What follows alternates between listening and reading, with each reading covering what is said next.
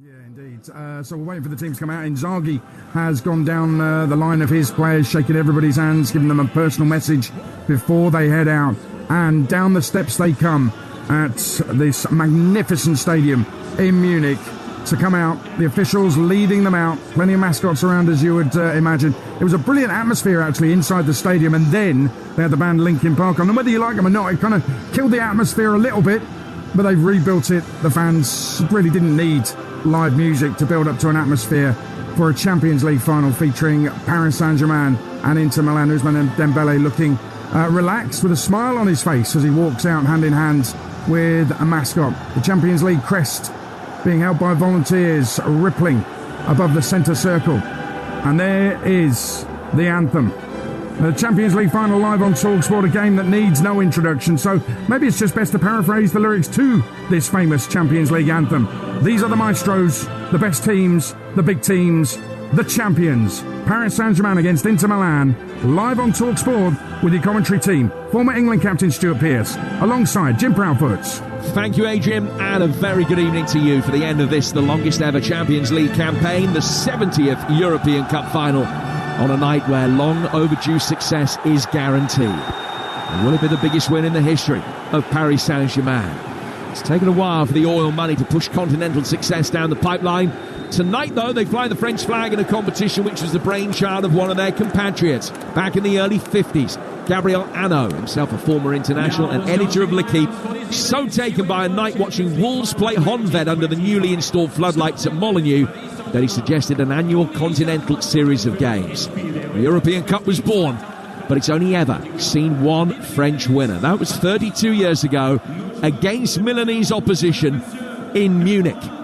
Clear omens for PSG as they aim to replicate that achievement of fierce rivals Marseille to claim an unprecedented French treble at the end of another season of domestic dominance. Well, the wait for Italian glory hasn't been as long as that, but not since the days of Dutch, West German and English supremacy of the 70s and early 80s has there been such a dearth of success for Serie A clubs. 15 years and counting since Inter themselves tasted glory thanks to a Milito-fired Mourinho masterclass against Bayern. Bleak times followed in a more circumspect financial climate, but the 20s have seen the Nerazzurri re-emerge on both the domestic and continental stage, and after their near miss 2 seasons ago, they're challenging again with 7 of that team having another crack at glory.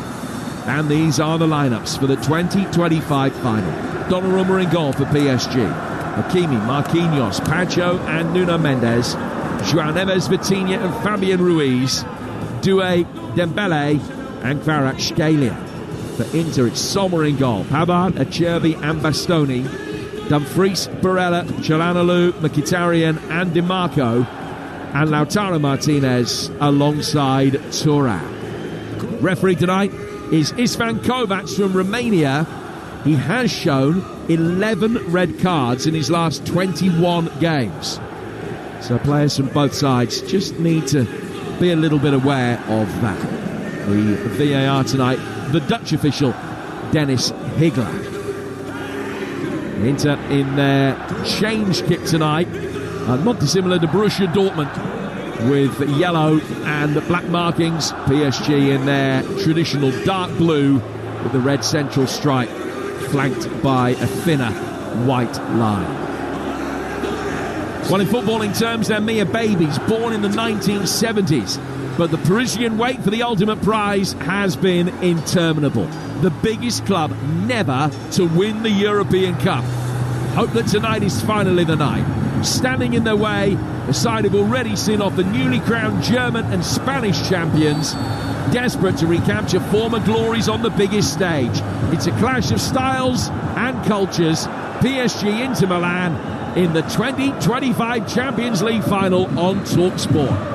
And we're underway. With PSG kicking from left to right and immediately slamming the ball out of play for a throw to Inter, level with the edge of the Internazionale penalty area, which the Dutchman Denzel Dumfries is going to come across to take you with Talksport. the 2025 Champions League final. Whose night is it going to be? Alongside me, watching the game with us, Stuart Pearce. Yeah, as I say, the crowd are up for it. Plenty of noise within the stadium, as you would expect. These two teams massively well supported. An unusual kick-off there. I remember Graham Taylor asking us to do exactly the same. Put it out of play from the kick-off in the opposition's corner flag and squeeze it. In to bring the ball forward now with Thuram. He's lost possession. DiMarco gets it back just very briefly on the Inter Milan left. Run back again by Hakimi, who draws a round of applause from Luis Enrique, who's got an extraordinary record as a manager. Only 42 defeats in his last 340 games.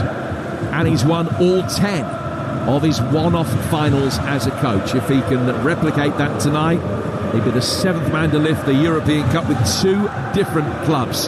Join the likes of Ancelotti, Jose Mourinho and Pep. Also hopes to emulate Pep by winning the treble twice. 10 years ago, back in his Barcelona days. The side are in possession inside their own half. Ball worked all the way back for the Ecuadorian Pacho at the heart of the PSG defence, to the vastly experienced Marquinhos, who played in PSG's previous final 5 years ago when they were beaten by a goal scored by a Parisian, Kingsley Coman, that night. Trying to slip the ball through here for a wonderful run through the middle, which didn't quite come off, but Doué will be able to pick up the loose ball on the edge of the penalty area. Fabian Ruiz was waiting for the pullback, but play stops. Cherby has gone down on the edge of his own penalty area. Çalhanoğlu, I beg your pardon, is going down on the edge of his own penalty area as Doué trying to get past him. He's gone down holding his face. The replay suggested that contact was quite minimal. 2.5 gone.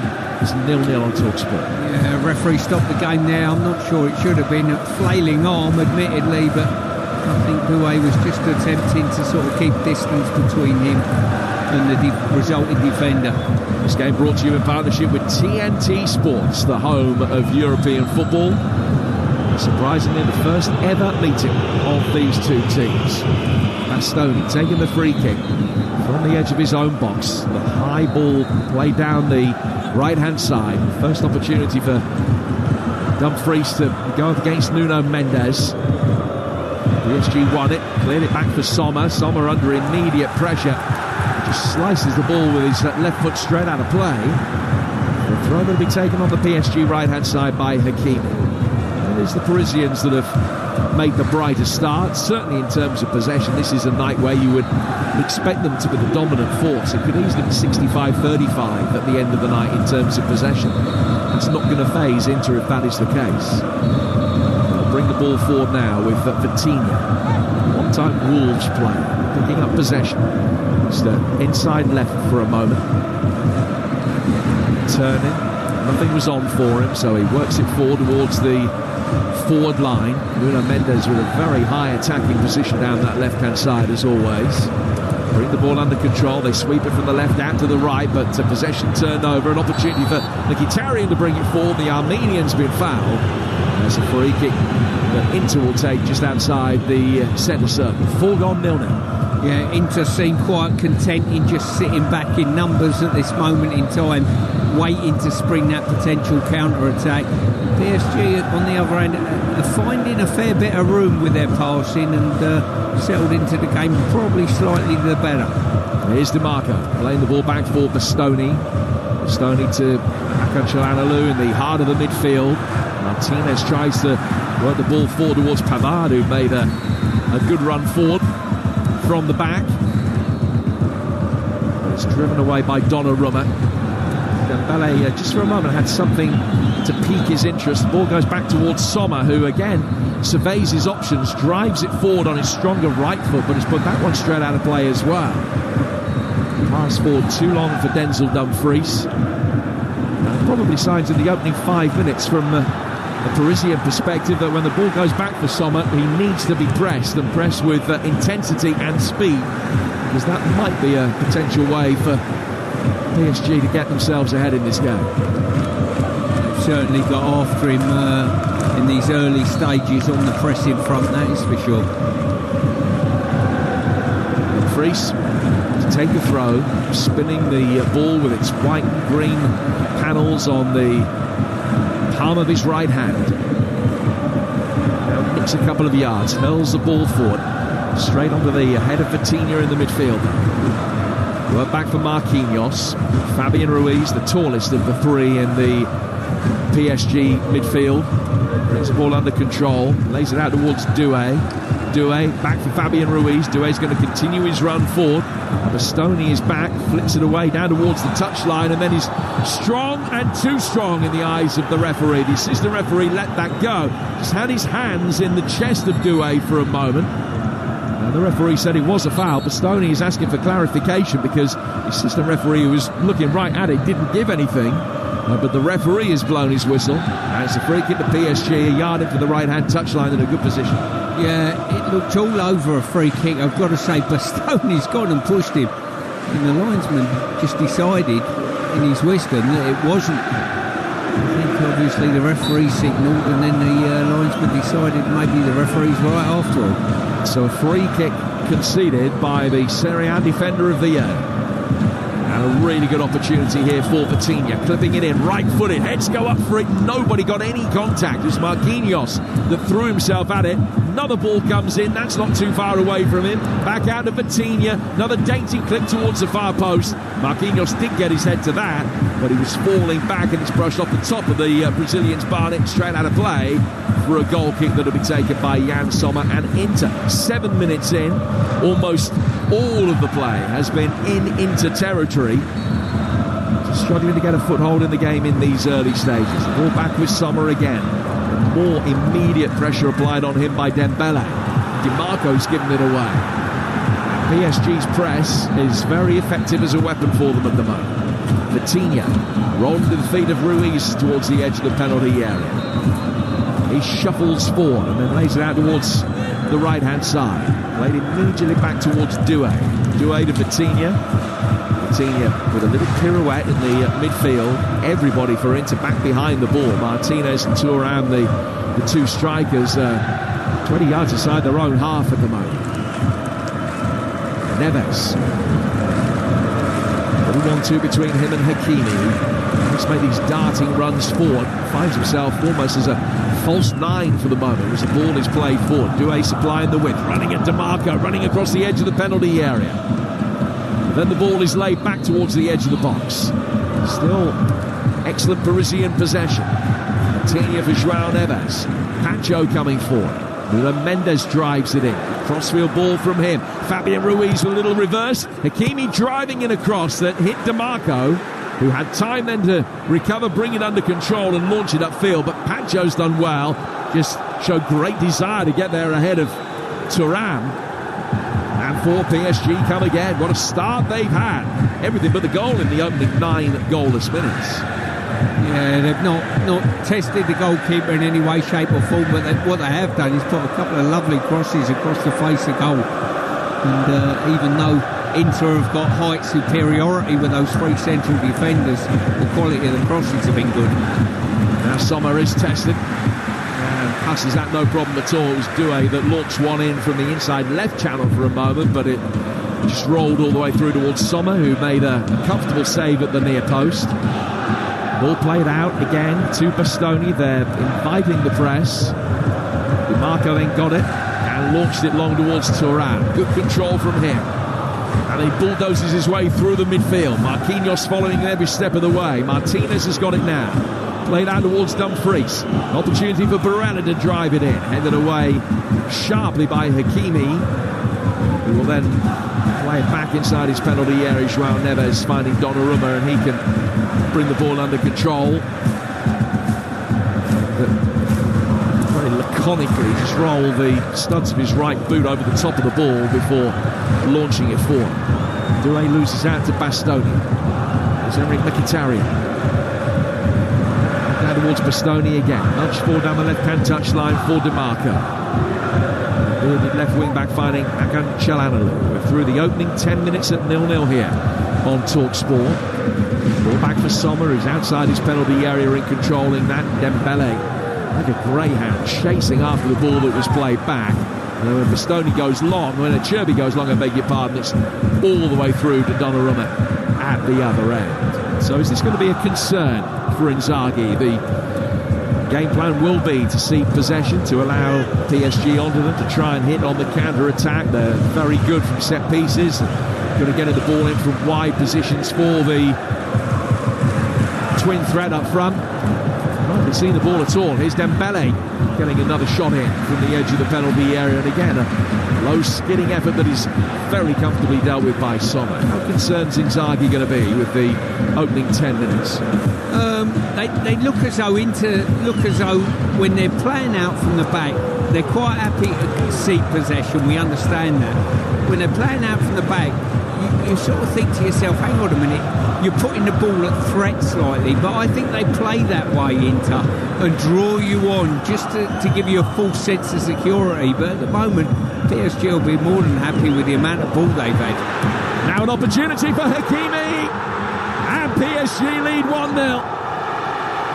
Ball side-footed inside the 6-yard box, he couldn't miss, and it's the former Inter man that strikes first. Been coming almost since the very first whistle. Kvaratskhelia involved on the left-hand side of the penalty area, and the ball driven through. Inter's defensive marking completely awry,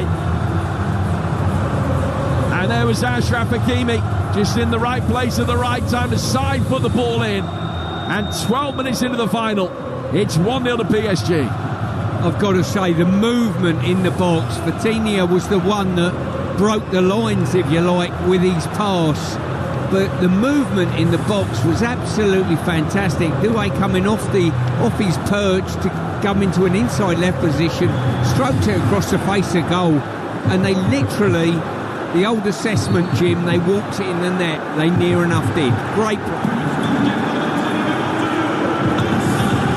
Achraf Hakimi won the Scudetto with Inter in his sole season at the San Siro, and he scored the goal that has given PSG the lead against his old club tonight. PSG 1, Inter 0, and they've got such a good record at defending leads in all competitions this season. They've scored first in 39 games, they've won 34 of them. Hakimi scoring his 9th goal of the campaign, and it's his 3rd in his last 4 matches. And he found himself as the furthest forward there, a player that plays at right back. It's something that we've seen frequently throughout this Champions League campaign, indeed the PSG domestic season, the movement that gets him there. But the movement from Doué, outside him, starting off on the right, coming in, making a run down the inside left channel, a brilliant pass from Vitinha to find it. Just magnificent play by Desiree Doué to set it up. The teenager has done some real damage there. Here's the hard part, Hakimi couldn't miss. Yeah, as I say, what Inter don't want to do is expose these 3 central defenders, and Bastoni earlier was locked in conversation with DeMarco when he was exposed slightly, and I think they'll want their wing-backs to tuck in a little bit and not let them get exposed. But now the score's 1-0.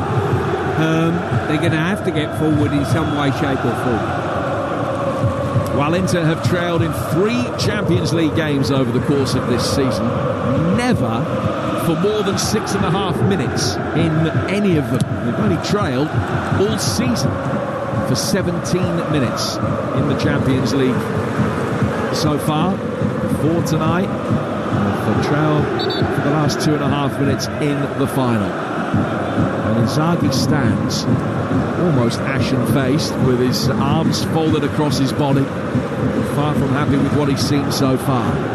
PSG deserving the early advantage given to them by Achraf Hakimi on 12 minutes. You with Talksport, the Parisians leading the final as they look for victory in this competition for the very first time. First time they've ever scored a goal in the final. Donnarumma plays a long ball forward. Should be easily mopped up at the back by Cherby. It is the 37-year-old running round it. Work forward towards Çalhanoğlu in the midfield. He's got Bastoni to his left-hand side who he plays in now, and he can work it down the touchline for the marker. for Inter to get back into this game, Thuram at the point of the team has got to get hold of the ball a little bit more. It's difficult for him, not easy, I understand that, but he's had a couple of sort of contacts at the moment where he's not been able to secure the ball, and there's nothing more eroding to a team if you're defending in long periods and then all of a sudden your centre forward doesn't get hold of the ball and offer you something. You're listening to Inter Milan against PSG in the Champions League final. It's live on Talksport with Enterprise Rent-A-Car. Making a big move or planning a clear out? Well, with vans of all shapes and sizes, if you've got a plan, they've got a van. 16 minutes into the final. PSG 1, Inter 0. Previous PSG final against Bayern Munich back in 2020. They've had a couple of semi-final defeats since then. Is it going to be a French night to remember in Munich, just as it was back in 1993? Lautaro Martinez is fouled. Free kick to Inter on halfway. They've worked it back inside their own half with Bastoni. Now to Di Marco. Bastoni with an excellent ball between the lines. A poor touch though by Thuram. One back by Fabian Ruiz. His touch wasn't much better, and Thuram chasing after that can rectify his own error. Dumfries goes up for it with Pacho, who won it. And then Nuno Mendes would clear down the left-hand touchline. Into working it back with Pavard. Pavard knocks it swiftly back through his own penalty area. The goalkeeper only just got it out of harm's way in time. Wasn't a great ball from Pavard, just bobbled really, wasn't brisk enough. Dembele was closing him down all the time. Sommer's clearance is returned. Kvaratskhelia with a right-footed shot from inside the penalty area that sails way over the bar. Yeah, PSG have definitely got a game plan to go and press Sommer and the defenders, and to be honest with you, it's certainly bearing fruit at the moment. They've not managed to get their hands on the ball, but what they've done is hurry into making rash clearances. Well, back on April the 23rd, Inter was still chasing the treble. If they don't score tonight, they'll end up with nothing this season. Finished a point short in the league title race. They conceded a 90th minute equaliser against Lazio on the penultimate week of the season, which ultimately cost them the title because they drew that game. Napoli won, and then they both won final games of the season for Napoli to end up a point clear, having won the league the previous year by 19 points. I think that was a source of big frustration. Seeing the goal again, Di Marco, the left back, had made his way towards the ball and had left Hakimi completely free. It's a very easy game to commentate on from here. Yeah, listen, I don't know where the left wing back's going from there. You know, he's burst across the face of the goal and just avoided his position. But it's strange, you've got three central defenders to his right and he's run past two of them. Inter with work to do. PSG, good value for the 1-0 lead given to them 7 minutes ago by Hakimi. Donnarumma has not had a save to make at all so far. It's Nuno Mendes at the back. PSG left back getting it away. Portuguese who's scored 4 of his goals this season in the Champions League, including in both legs against Villa. Certainly that second leg in Birmingham was something I'm sure that got mentioned in the build-up to this game. Doesn't matter if you're in a position of strength, it can be eroded. That will give Inter a fair bit of heart. Remember, they were 4 goals clear at one stage with about an hour to go in the second leg, and Villa got 3 of them back. And close to being able to take the game to extra time. Long throw inside the penalty area from Denzel Dumfries here for Inter. Headed by Pacho, and that'll go out of play for the first corner, although he did brilliantly, kept it in.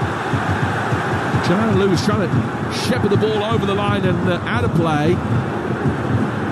Pacho did well to hook his left foot around it and get PSG up the field very quickly. Desiree Doué's got it now, right-footed effort, deflects off to Marco and in, and it's 2-0. We're only 20 minutes in, and Desiree Doué, the teenager, doubles PSG's lead. This could be their night of nights. Never before have they scored in the Champions League final. Tonight they've got 2 in 8 minutes. and they're great value for a magnificent early advantage. That goal, all about the industry. At the back of Pacho, chasing a lost cause, preventing the ball from going out of play for a corner, instigating the counter-attack. The replay shows it was mighty close, but he just kept it in as Barella was trying to shepherd it out. And then PSG broke with real potency, getting it forward quickly. And again, DeMarco in the wrong place, as Doué fired it in right-footed. It's then cannoned off the recovering DeMarco to wrong-foot his goalkeeper and double PSG's lead. Yeah, super counter-attack there by PSG, but the real problems lie because the central defenders don't want to get tight with people because they lack pace and can get rock and rolled around the feet, and they really sort of struggled with that. It was a Serbi on that occasion. We've seen it from Bastoni already, and because they don't go tight, they allow forwards to turn, and when you get supporting runners like they did, that's where the goal comes from. What a night for Desiré Doué, only 19 years of age, and eyebrows were raised when PSG gave Rennes 50 million euros for him when he was just 18. Well, in his first full season, he has more than justified that faith. That's his 14th goal in the Parisian colours, his first in 9 games. Donnarumma slicing the ball away from inside his own penalty area, and Inter have the first corner of the night. They've got to show more attacking intent now as they try and get themselves back into the game. Midway through the first half, they're 2-0 down. They've been shaken, Jim, no doubt about that. Inter have been shaken, but as they showed in the semis, they've got resilience about them and don't write them off at this stage. DeMarco leaves the corner, then he comes from the right-hand side. Çalhanoğlu, and the header goes over the bar. It's a chance for a Cherby. Yeah, it could be a good opportunity, set plays for Inter. They've certainly got some height going up. The Serbians got up, but just couldn't get above the ball and power it down. Well, you would imagine that could be one of their most profitable avenues. No team have scored more goals from crosses in the Champions League this season than Inzaghi's Inter. No side that have reached the knockout stage have scored a higher proportion of their goals from set pieces. About 3 out of every 7 they've scored have come from set pieces. And in Ligue 1 this season, PSG have conceded much the highest percentage of goals from set pieces. They haven't got too many Achilles heels, but that has proved to be one of them. So it could be a way back into the game for Inter, but they need a way back into this game. PSG 2, Inter 0 in the final. And we're midway, just past the midway stage of the first half here on the great Talksport. Yeah, just looking at Thuram there, just lost possession, and he can't afford to do that if he's going to get his side back into this game. Sadly for him, a lot of the pressure rests on his shoulders in retaining the ball when it comes up to him, and his retention rate at this moment in time, Jim, I would have thought he's somewhere in the 30% region. Yeah, he's struggled so far, and as a result of his struggles, Lautaro Martinez hasn't had any service at all. Pavard slides in, puts the ball out of play for a throw to be taken on the PSG left. Kvaratskhelia has had a typical Kvaratskhelia night, really, sort of flicking in and out of the game, but when he's had the ball at his feet, he's looked devastated. 24 minutes gone. PSG take the throw, they go backwards. Now working through the midfield with João Neves down towards Marquinhos, and here's Hakimi again. Hakimi down to Doué. Doué coming in off the right flank. Coutinho wanted the ball to be played back to him. He's finding not just pockets of space, he's finding 6-7 yards of space. They haven't worked out how to deal with them at all. No, you're right, and I'll tell you what, Vitinha has been absolutely brilliant. The levels of energy that he gets, he almost gives the ball to people, and wherever the ball goes, he runs after it and supports it, which creates an overload. And as I say, he was the creator of the first goal. 25 minutes in. Smoke drifting across the Allianz Arena after the pyro from the jubilant PSG supporters. Tifo before the game said, together we are invincible. They've looked pretty invincible so far through the opening 25 minutes. Haven't frozen this young team, average age of only 25. One of the youngest Champions League winners of all time. Need to be bidding to become the second oldest, behind only Milan from nearly 20 years ago. This Inter team, average age of 30 years and 8 months. 2-0 down in the final, you might be feeling that. Ball goes back inside their own half. PSG have it with Pacho. His white boots rolling it down towards Dembele, the 33-goal marksman, exchanging passes with Fabian Ruiz. Now he goes out towards Hakimi, to the feet of João Neves in the midfield. Ball played back to Pacho. Pacho, who arrived from Eintracht Frankfurt in a €40 million deal last summer. Coutinho, Fabian Ruiz. Dembele actually takes the responsibility right in front of his teammate. The ball is worked out to the Parisian right-hand side for Hakimi, and now Ruiz from distance. But again, no problems for Sommer. But with 26 minutes in, there have been 5 shots on target tonight. PSG have had them all. Yeah, as I say, Inter are dropping into a back 5, but they've near enough got nobody to mark, because the rotation and the PSG players just dropping off, and all of a sudden there's a massive overload in the central midfield area in PSG's favour. Thuram plays it out to the Inter right-hand side for Dumfries. Now Çalhanoğlu. Excellent movement from Dumfries down the right-hand side. Now he can deliver a high ball inside the penalty area. Lautaro Martinez was shaping for the overhead kick, but it just fell too far away from him. And it's cleared and put out of play for an Inter throw. Yeah, for all intents and purposes, we thought the bicycle kick was there, and he just thought better of it as the ball sailed over his head. Here's DiMarco, going back to the edge of his own penalty area. Destined at the moment to be another night without the need for extra time in the Champions League final, and that's been the case for a long time now. Got to go back to 2016 for the last time that the final went to extra time. 7 penalty shootouts, was a flurry of them, but it's more than 10 years since the last of those. You'll remember Real defeating Atletico 5-3. That's back in 2016, not quite 10 years since the last one. Ball back to Donnarumma.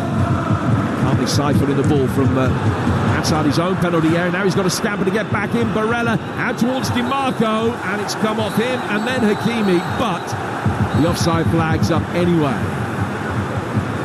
But we've seen the intensity in the PSG press. That time it was Inter doing well to win the ball back, but when Barella played it forward, DiMarco had just been caught half asleep and was too far forward. Yeah, I think if someone said to me at this stage, how possibly can Inter get back into the game, I would probably have to say it's going to have to come from a set play with that height advantage, or alternatively PSG stop pressing the way they are from the front. At this moment in time, for 25 minutes they've been brilliant at pressing from the front, and Inter haven't been able to find a way through the press. Zaghi cutting a very frustrated and animated figure on the edge of his own technical area. Marquinhos heads the ball away for PSG, and then Coutinho, of course, is in the right place at the right time just to head the ball all the way back for Donnarumma away to the left. They've made more than 250 appearances for Milan, and he knows that providing he only concedes one tonight, he hasn't conceded any yet, and he'll be able to get one over the other side of the Milanese divide. The old saying in football, you defend from the front, Jim, is prevalent. Trying to bring it forward again on the right-hand side of the penalty area. Coutinho there to repel the cross, heading it away. You can read your mind. I already know what you're thinking in terms of the man of the match award. We've only played half an hour. There's Enric Mkhitaryan. Çalhanoğlu clipping it forward. Dumfries chasing after it down the right-hand touchline, wanted it into feet. The aerial route saw the ball sail straight out of play for a throw that will be taken from the PSG left. A torrid, chastening opening 30 minutes to the Champions League final for Inter Milan, who are 2 goals down. Inzaghi's got the jacket off. His white shirt just betraying signs of sweat and frustration. 2-0 PSG lead with goals from Hakimi and Doué. And now it's open for them to bring it forward again on the counter. Adding to have lost their defensive shape. And Doué will make his way forward towards the edge of the penalty area and scoop one with the outside of the right boot wide. Kvaratskhelia is in the middle. Dembele wins a corner as Dumfries comes back a defensive way. Yeah, if you lack real pace at the back, it's a real problem when you get exposed in these one-on-one situations for the three central defenders, and PSG certainly taking advantage of that option. Leading by 2-0, they now have their first corner of the night. So Pacho will make his way forward. Dumfries is keeping an eye on him. Nuno Mendes is going to take this. It's going to be a left-footed away swinger. 95 in the penalty area, attacking it. Marquinhos going up for it, maybe just giving a little nudge. He goes to the ground. Hakimi works it back in. And looking for Pacho at the far post. He's defended well enough to stop Pacho getting a jump towards the ball. And it drifts innocuously out of play for a goal kick that, again, they've been in a hurry to take Inter, and they take with just a short ball to invite the press so that they can play forward and try and play through that press, a tactic that hasn't worked for them so far tonight. 32 minutes in, 2-0 to PSG. No, it's a lot of a chain of events, it really is. You know, one player goes, then the next, then the next. All of a sudden, Inter have had 2 or 3 passes trying to play out. They hurriedly play the ball forward, and the defenders are just winning every header or contact. Kvaratskhelia.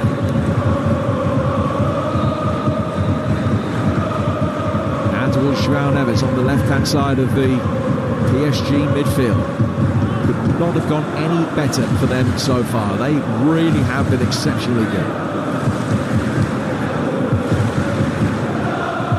Ball back towards the edge of the penalty area. It came up as a trivia question in my local pub quiz this week. Which continental side have won twice as many games against Premier League opposition as Southampton this season? The answer being PSG. Southampton only winning 2. PSG have beaten Arsenal twice, Liverpool, Manchester City and Villa in this competition. I'm hoping to add Inter's scout to win the biggest prize of them all. They're looking good for it at the moment. Vitinha down towards the right-hand side for Dembele. Gets towards the corner of the penalty area, and it's just laid back to Vitinha. Back for Dembele again. They just tried to shake the ball around DiMarco, who got his angles right that time to be able to block it. And it goes out of play for a corner which will be taken on the Parisian right. They lead 2-0. We spoke pre-game about which team and where's this game going to be won and lost. Well, after just over 30 minutes, the answer to the question is, as we said before, which team defends the best? At the moment, PSG have been brilliant at defending, and it's been easy for their defenders because they've defended from the front. In regard to Inter, they're looking a team that can't defend individually one-on-one. Mendes has got the option of knocking this corner short for Dembele.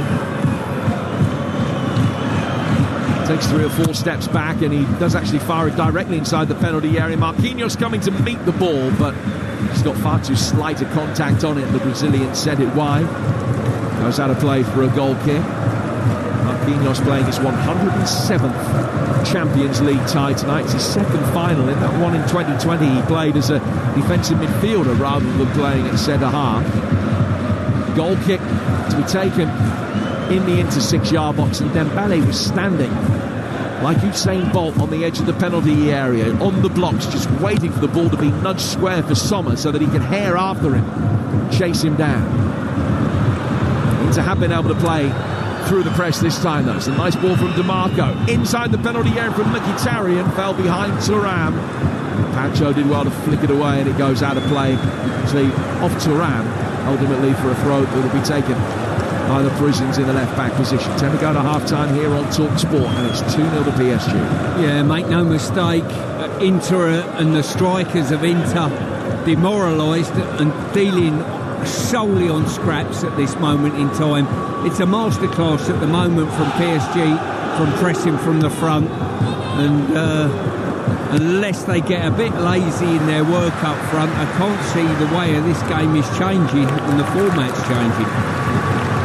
Live football continues over the course of the summer here on Talksport. We're with England over the next 10 days. A couple of World Cup qualifiers for Thomas Tuchel's men. Andorra away, a game that's being played at Espanyol's ground on the southwestern side of Barcelona. And we'll be there next Saturday evening for that. And then Senegal at the City Ground Nottingham on Tuesday the 10th of June. Both of those games live for you here on the Talksport network. Stuart, part of the team for those, as Bastoni plays the ball back for Sommer inside his own penalty area. Nothing that he could have done about the 2 goals that have been conceded.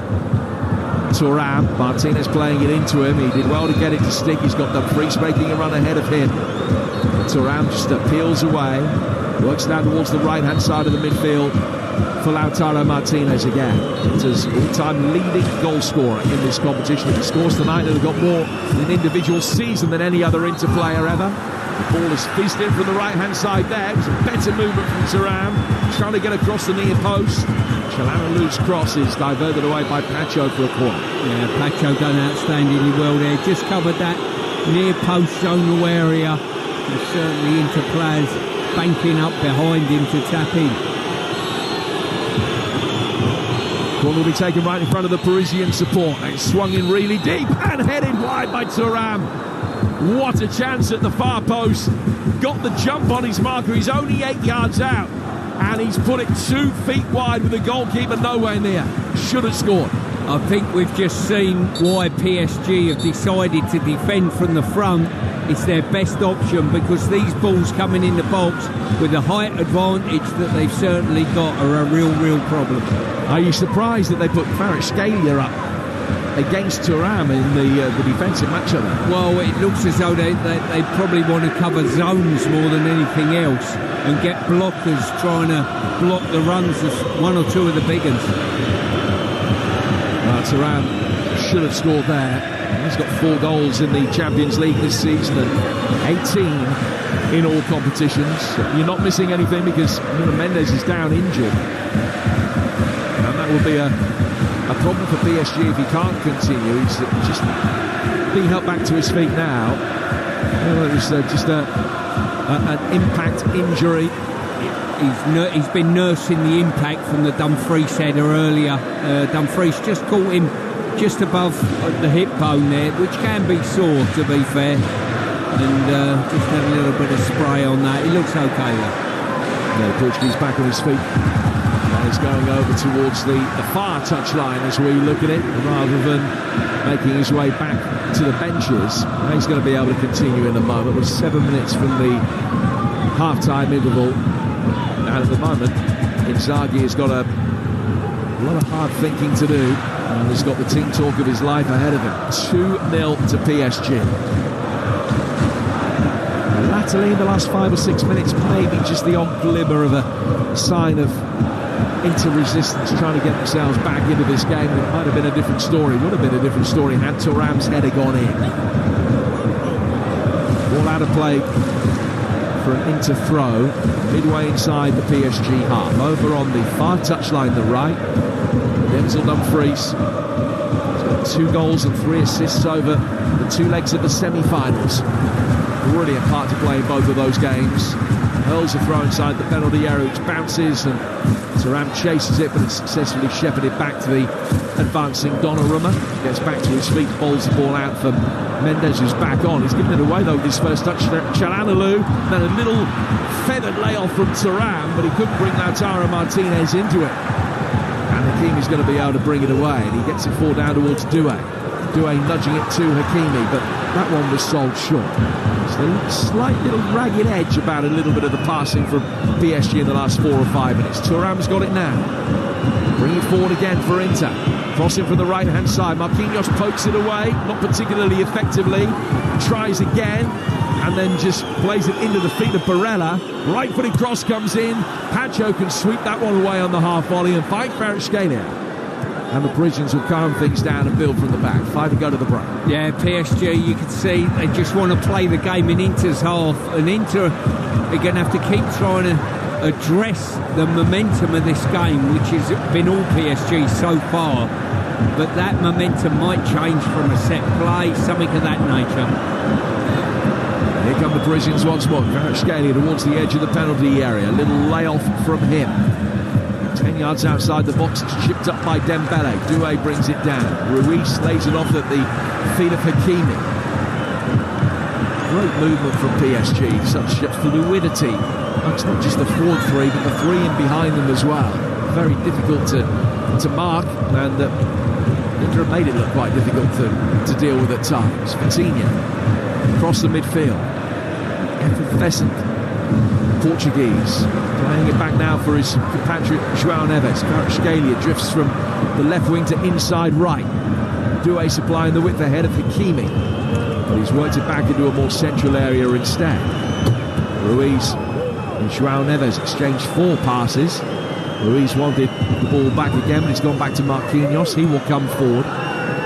Whereas he's just able to take the sting out of the game, having not had so much of the ball in the last 5 minutes, and stringing another excellent passing move together here, which commentator curse means breaks down. The high ball over the top of Dembele just sails over his head and straight out for a throw, but Inter will take in the right back position. 2-0 to PSG here on Talksport. Yeah, it's going to be a problem that Inter have, the fact of PSG have earned the right now. They've got their nose in front, and they've almost got that middle band of players, and it's a 6 versus 4 possession game almost in PSG's favour, and there's no pressure on the ball from Inter. I don't think they're aggressive enough. Certainly when they drop off deep, that's one thing for Inter to do. The other side of that is when you are deep and do press the ball, you've got to do it more aggressively. We've seen the aggression in the PSG press every time the ball is laid back towards Sommer, and what Inter have developed a habit of doing is playing it across Sommer's body so it goes onto his left foot, and that's the one that they really try and press with intensity.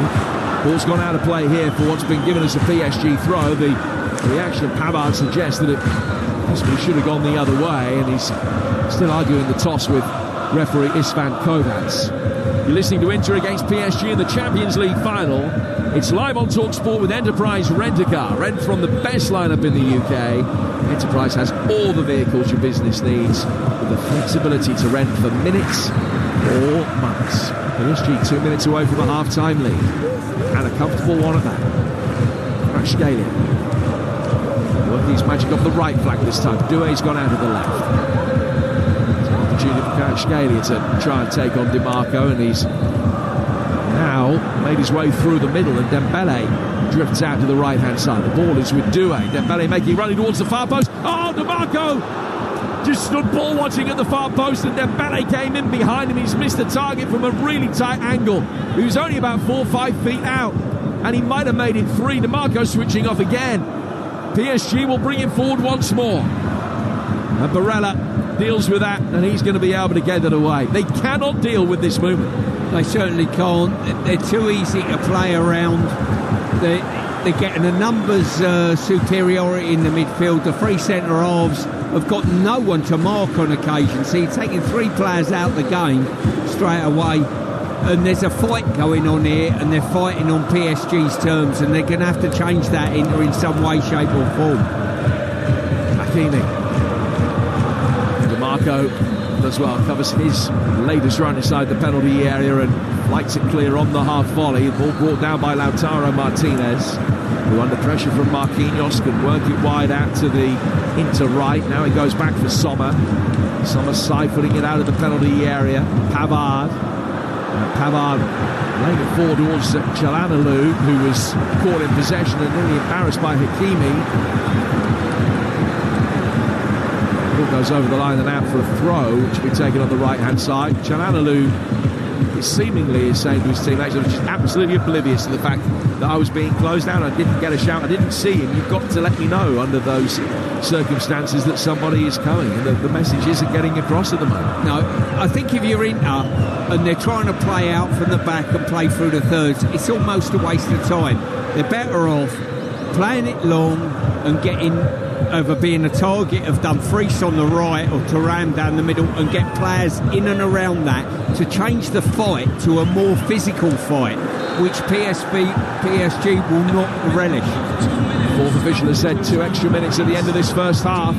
Sommer dives deliberately inside a shot from Doué, which drifts across the penalty area and wide of the far post. There have been too many tame efforts struck by men in dark blue. That was one of them. And it goes out of play for a goal kick. And again, the restart comes quickly, and it's the cue for PSG to try and win it back on the press. Another poor ball out. It was a Cherby that time, just giving it away. PSG working down towards the right for Hakimi. Dembele into the feet of Vitinha, who immediately played the ball back for Dembele and then spun away, trying to get the run in behind Bastoni.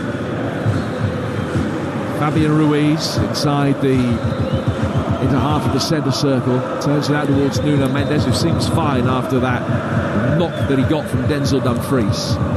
Hakimi, second minute of added time, 2-0 PSG lead, with those 2 goals in 8 minutes from Hakimi and Doué. Pacha worked for from the back by the PSG backline. Fabian Ruiz just dropping in to make a third centre-half for a moment. Now he goes out towards Kvaratskhelia. One and last Parisian attack before half-time. Kvaratskhelia making his way towards the left-hand edge of the penalty area, then gets a shot in, which took a horrible spinning deflection. Sommer just watched it go. He knew he wasn't going to get there, and it didn't creep too far wide of his far post. It was coming in all the time, but does go wide now for a very late first-half corner. Yeah, just so much room to play, to receive to feet, to get turned, and the one-on-one scenarios, Inter are struggling big time. Ball spotted down for a corner. This will be the last attacking phase of play in this first half. Dembele to take it. Hits it right-footed towards the edge of the 6-yard box, and Kvaratskhelia headed it over. That could easily have gone in as well. As it is, PSG will have to make do with a 2-0 half-time advantage. They have been brilliant. They've taken the game to Inter Milan. Hakimi and Doué have scored. They could have added to that. Kvaratskhelia missing a really good chance with the last touch of the half. Thuram might have halved the deficit and given Inter just a brief glimmer of hope. But as it is, PSG in complete control stand 45 minutes away from being crowned Kings of Europe for the very first time. It's PSG 2, Inter Milan 0. Wow, that's some first half from Paris Saint-Germain, and we talked about the age of the Inter Milan team, 5 years, 5 months older on average than PSG. It's the young gazelles sprinting past the aging, creaking old bison, and those old bison have got to come up with some wisdom, something in the second half. Stuart Pearce, first of all, I mean, let's talk about DiMarco and being caught asleep, not just once in that first half. Do you single him out as an individual in the dressing room and say to him, look, this is what you need to be doing better, or do you address the whole team? I think this is more about the team. They're continually trying to play out from the back. PSG are setting traps for them and turning the ball over time and time again. They're fighting PSG a game that they can't win almost. For me, they've got to say, you know what, it's no point trying to play out from the back. It's not working. Let's squeeze up the pitch and make it a physical encounter against this team. Because at the moment, as you've identified there, you've got a team of fairly immobile individuals that are trying to play a team that are very mobile and overloading areas at their game, and it's just not working at the moment. On the odd occasion, they've popped the ball in the box with their physicality. There's been a slight threat from Inter, but Paris, it's down to Paris to lose at the moment, and they're more than comfortable within this game. And Stuart, let's talk about the goals first of all on 12 minutes. You talked about, in commentary, the movement in the box that really caused the problems for Inter Milan, the movement from PSG. And amazingly, it's Hakimi, the goal scorer. All he had to do was stand still in the box, and he poked it into the net. Well, I would almost say to the PSG players, don't cross the ball pass it into the box and pass round the opposition because they can't get near you, and that's exactly what they did. Vitinha was the one who got on the ball. He was the one who played that delicate ball into the box. Douai's movement was brilliant to come off the right flank, and he's perched there to receive the ball inside left in the box, and they just basically played through the whole of the team. It was a wonderful goal to watch, it really was. And that second goal 8 minutes later, listen, they go from back to front, and it's a high energy goal. They never give up. Pacho keeping the ball in, and then Douai's shot is eventually deflected in, but they had 4 players sprinting into the box just before they scored the goal. They're so full of energy. Yeah, it's a physicality thing. As I say, they've done brilliantly keeping the ball alive on their own touchline, but from that moment the ball went up front, and Acerbi was so fearful about getting touched tight to his man that he let him get turned, and that was the worst possible scenario he could have done. And there's no pace in there, they're fearful of getting tight to anybody, these central defenders and wing-backs. Well, Andy Brassel has been watching it as well, our European expert and co-star with Danny Kelly of Trans-Euro Express on a Sunday night on Talksport. Inter, I mean, the next goal is everything, but Inter have got so much work to do, Andy. Yeah, they have. I guess the key here is not to panic, because 2-0 is bad, but let's be honest, it could have been a lot worse, because PSG have been dominant by every significant metric in that first half, and simply by the eye test. They've been brilliant. I think the thing that has been concerning about Inter coming into the final is, if you listen to their players in recent weeks, they've talked about how tired they are after recent matches, and that against PSG is a recipe for disaster, because, as we said before the game, they're absolute monsters off the ball. And I think it was Eric Weil, the former sporting director of Watford and former player of Sunderland, who of course is the coach of Brest now, he said what was the thing that he couldn't believe when they played PSG, both in the league and the Champions League, because of course they absolutely smashed them in the playoff, is that this is a team that has all the possession, but they still do more running than you, which shouldn't statistically be possible, really. But that's what they do, because they've got such incredible energy. And an Inter who need time and getting even less of it than they could reasonably expect. So that's the problem. I think Stuart's point about them playing more direct is a pretty good one, because if you look at the one thing that PSG really lack, and you know, Vitinha is an outstanding midfield player who has been one of the very best in Europe this season.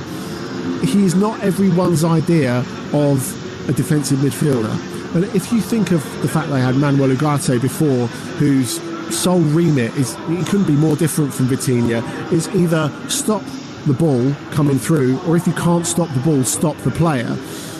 And they don't have a player like that now. So if you're talking about picking up the seconds, really, if it's not Thuram or Martinez getting onto it, someone to step into that gap and make the most of the second ball. And for that reason, if they're going to make a couple of changes, I think DeMarco needs to come off, because he's had a really tough first half, and Carlos Alberto, we saw when he came on in the first leg against Barcelona, he really steadied things against Lamine Yamal. And the other one, they need to get on Davide Fratesi. He's already scored a winning goal on this ground in the Champions League this season against Bayern, and is that kind of guy who drifts into those spaces where actually the only thing Vitinha can't do is he can do everything with the ball, he can't pick up the runner. Well, as we said in the build-up, Inter's bench is stacked, so there is talent there. There's goals there as well. We know they can come back in games. We know they can outscore opponents. That next goal, crucial. It's PSG 2, Inter 0. This game brought to you in partnership with TNT Sports, the home of European football.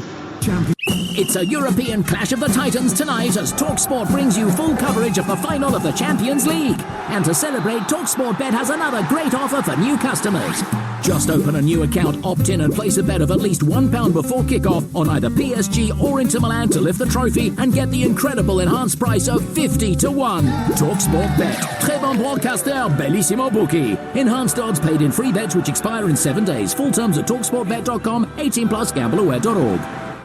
Lockdown Cockapoo, sample sales, feature wall, responsible cheese, artisanal bread, better butter, wet white warmer, parquet floor, plant subscription, prosciutto, fancy soap in downstairs toilet, Lloyds Premier. Get a bit more bank account, remote private GP, exclusive mortgage discount, a personal financial coach. Lloyds Premier. You earned it. £15 per month fee may apply. T's and C's and eligibility apply. UK residents 18+. To pry me away from the barbecue with a spatula. This is not just food. This is summer-loving M&S food. Subject to availability. T's and C's apply. Our great land is tough enough to take everything the weather throws at it. And at Johnston's Trade Paints, we're bringing that same strength to the indoors. With our range of exceptionally durable, hard-wearing paints, including cleanable matte, tough against stains and easy to maintain, Ultralast matte for an extra long-lasting finish, and AquaGuard water-based wood and metal paint resisting scuffs and wear. Find out more at johnstonstrade.com. Johnston's Trade, as tough as it gets. Here we are, a couple of pints. Great. Neck oil, yeah? As requested. So, what did you get up to this weekend? Well, funny story, actually. I befriended this panda, discovered he had a beautiful singing voice, taught him how to harmonise. We got a record deal, went on tour, went platinum in Basingstoke, then broke up due to creative differences. Right. So that's why there's a panda giving you the finger from across the street then? That's right, brother. Stick your neck out. Beavertown. Never normal. Visit drinkaware.co.uk. Enjoy Beavertown beer responsibly. Angela Rippon, what are you doing here? I've come to tell you about using energy flexibly, Albert. Flexibly? Yes, smart meter owners could get rewarded for moving their energy use, like doing the laundry at off-peak times. So I don't need to do the splits? No, Albert. Nobody wants to see that. Get rewarded for using energy flexibly, only with a smart meter. Search Get a Smart Meter today. Eligibility and availability vary. Consumer action required. Reward schemes and tariffs available to selected customers from selected suppliers. It's the reason Marconi invented radio and God gave you ears. And he scored, it's a brilliant goal! The UEFA Champions League final, live on Talksport. Well, next Saturday, Jim Proudfoot, Stuart Pearce and myself will be in Barcelona as England take on Andorra. It's live on Talksport, and that's followed by a friendly England against Senegal, City Ground, Nottingham, Tuesday the 10th of June. In the evening, commentary of that on Talksport. And watch out for a special show featuring myself and Stuart Pearce from St George's Park, Wednesday afternoon, the 11th of June. It's half-time in Munich. It's PSG 2 into Milan 0. Let's get the half-time odds with Ladbrokes. Odds update on Talksport with Ladbrokes. Get money back as a free bet up to £10 if one leg of your Football 5+ acca lets you down. Pre-match straight-line accas only. Odds are 3-1 or greater. 18+ gambleaware.org. So PSG 2-0 up in Munich. The Parisians now 12-1 on to win in normal time. Inter are 25-1. The draw after 90 is 17-2. Dembele and Martinez both to score in normal time was 14-1. It's been price boosted now to 20-1. That's the latest odds with Ladbrokes. 18+. BeatGambleAware.org. Odds update on Talksport with Ladbrokes. Supercharge your odds with our Odds Boost button. Selected markets applies to first £50 of stake. Terms apply. 18+. Gambleaware.org. And you're listening to the Champions League final live on Talksport with Enterprise Rent-A-Car. Whether you're on holiday, at home or away this summer, Enterprise has locations all over Europe and a vehicle that's just right for you. We hadn't quite finished dishing out our awards for the Champions League this season, had we? So let's crack on with them. We've got best goal of the tournament. So I'll go first again. This is one that really brought Villa Park to its feet. Early on in the Champions League, I was at Villa Park for Aston Villa 1, Bayern Munich 0. And it wasn't just the winning goal from John Duran, it was a spectacular, unexpected effort. And to beat the keeper, and not a bad keeper, from that range, it was something very special and just added to what was already a brilliant atmosphere at Villa Park. They really know how to host Champions League ties there. John Duran went and did what he did. He went off in January, but he left that a very big memory for all Aston Villa fans. So that for me is the best goal of the Champions League. John Duran against Bayern Munich. Jim Proudfoot. I'm going to go for Lamine Yamal for Barca against Inter in the first leg of the semi-final. He picked up the ball with his back to the direction of play. His side were 2-0 down at the time. They needed some inspiration. He turned, he glided past Mkhitaryan, and then with defenders converging on him, he dropped his shoulder and hit a shot with his left foot off the inside of the post without even breaking stride. It was An extraordinary goal, even by his really high standards. So Yamal for me. Stuart Pearce. I've gone for Declan Rice's 2 free kicks in the game against Madrid. It was against Madrid.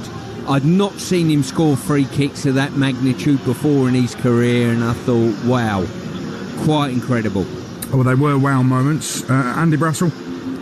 I've gone for Desiree Doué for PSG against Aston Villa. Brilliant goal, past one of the best goalkeepers in the world at the moment, and just really a teenager announcing himself on the biggest stage, saying that I belong here, I'm not scared of anyone, and you can't stop me doing exactly what I want to do, and he's showing that again tonight. Best player. Now, this is where I've cheated. So, in my 11, I had Dumfries at right back. My best player of the tournament, Achraf Hakimi. I know I've cheated, but I had to get him in there somewhere. 30 seconds before the end of the 45 minutes, Hakimi is in an advanced left-wing position in the final tonight. It just shows you the 26-year-old has all the energy you need and is an example to everybody else in this Paris Saint-Germain side. Jim Proudfoot. Rafinha, 13 goals and 10 assists in 14 games in the Champions League this season, including a hat-trick against Bayern, a couple of goals against Dortmund in the knockout stages where he scored 5 goals. I just think he's been head and shoulders. His development since he left Leeds has been absolutely scintillating. Yeah, it's been a joy to watch. Stuart Pearce? I've got to say, the boy Yamal. I wouldn't want to play against him, and secondly, when you've got senior players all around him, supplying him with the ball all the time to create something, it tells you something. And every time he received the ball, he hardly wasted a ball, and he created something from it. I think he's been sensational this year. Andy Brassel? Like Jim, I've gone for Rafinha. I think Hansi Flick deserves an assist here for, like he's done with so many other players, like David Alaba, like Alphonso Davies, has allowed him to find another part of his game by changing his position ever so slightly. But he's allowed Barcelona not just to be beautiful, but to be Route 1 as well. You know, he's so adaptable. He has to be one of the contenders for the Ballon d'Or. And best game, I've gone, this doesn't need an explanation. Second leg, Inter against Barcelona. Jim Proudfoot. Yeah, I echo that. 2-0 up, 3-2 down, 93rd minute equaliser, 99th minute winner. Stuart Pearce? I knew that some of these semi-finals were going to get pulled out, so I've gone off-piste a little bit. Liverpool 2, Real Madrid 0.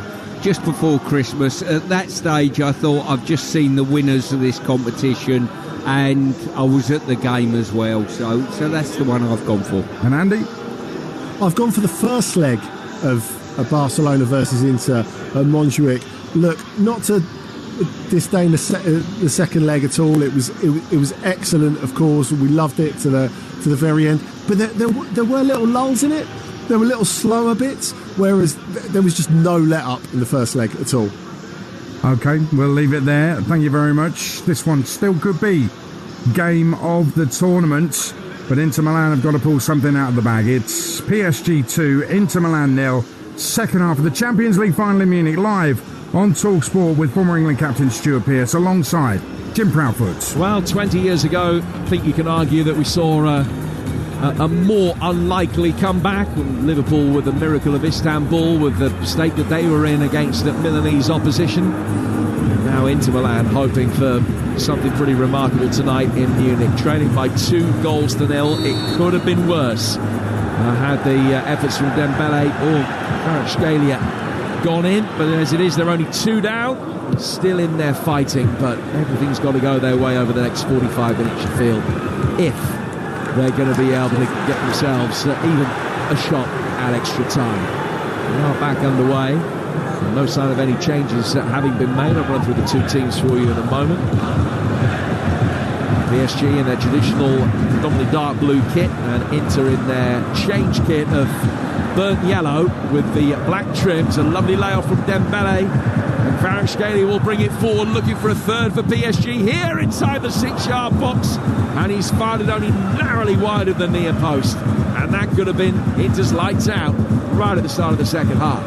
Well, they've had 2 chances at the end of the first half, PSG. And another opportunity just then. one-on-one in the box, and he's just trying to give it too much, basically. Just try and feather it through the legs, potentially. Well, no change to the tactics from PSG, from Inter at the beginning of this second half. They get their first goal kick and are determined to play out from the back. They get the ball to halfway where it hits Pacho and very nearly caused a few Inter problems. Then they work it forward, Çalhanoğlu. And Thuram can chest the ball down and find Barella on the right-hand side. It's 2-0 to PSG. Pacho winning it back, wasn't too sure the ball had gone for a moment, and the answer was he's lost out to Thuram, who is then fouled. And it's a free kick to Inter level the edge of the PSG penalty area. PSG Donnarumma in goal, Kimi, Marquinhos, Pacho and Mendes, João Neves, Vitinha and Ruiz, Doué, Dembele, Kvaratskhelia. Inter Sommer in goal. Back five of Dumfries, Pavard, Cherby, Bastoni and DiMarco. Barella, Çalhanoğlu and Mkhitaryan. Lautaro Martinez up front alongside Thuram. Free kick, which DiMarco and Çalhanoğlu stand over here for Inter.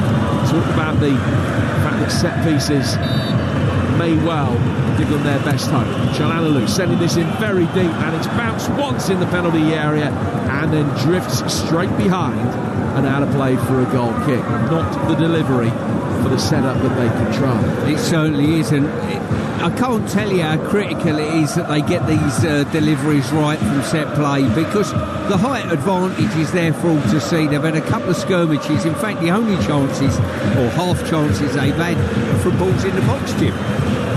This game brought to you in partnership with TNT Sports, the home of European football. PSG looking for a fifth straight win in all competitions. Inter coming into this on the back of 4 wins in their last 5 games. Have had 10 wins in the competition this season, Inter, which is their best ever in a single European campaign. But it's PSG who were struggling. Didn't quite need snookers in the group stage, but hard to remember now that they only had 4 points after the first 5 games in the group. They ended up winning the last 3. That was still only enough to get them up to 15th, but since then they beat Brest and Liverpool and Villa and Arsenal, and now 2-0 up in the final. There's slight error. Kimi heading the ball out of play for a corner. Just tried to cushion the header back to his goalkeeper under pressure. Got the angles wrong, so another intercept piece. DiMarco has placed the ball down and will swing in a left-footed corner. Movement inside the penalty area. Marquinhos was there, the ball hit an arm, and it's a free kick to PSG. It's Barella that it hit, and he comes across and is in immediate dialogue with the Romanian referee. His handball has given a free kick Inter's way. PSG's way, I beg your pardon. In fact, when you see the replay, it wasn't Barella it hit at all. He was the one that the referee pointed at. But it was Martinez. It hit Marquinhos first and then bounced onto the arm of Lautaro Martinez. 49 gone 2-0. They've got to make more of these set plays. They've had the free kick there and then the corner. The delivery's been for average at best on both. And they really are good opportunities to turn the tide in this game. DiMarco sending a high ball forward. Kvaratskhelia. As PSG win it back, getting it out towards Ruiz. His ball inside the penalty area. Kvaratskhelia, oh, he's missed again. He's 8 yards out, off balance. But he shanked it wide of the near post. They've had so many opportunities to put this to bed already. Well, that's 4 now. Since they've gone 2-0 up, they've had 4 opportunities and they've decided not to take any of them, and that really was a poor effort, I've got to say. Just, he sort of cut across the ball, didn't he? And oh, wow. Well, it's been such a big hit since his big money move from Napoli, but he's missed 3 chances in the space of, 7 or 8 minutes either side of half-time. Kvaratskheilia's profligacy in front of goal might yet be costly. Doesn't look as though it will be at the moment, with PSG leading 2-0. Yeah, just guilty of a lack of composure, really, which is incredible of players of this standard.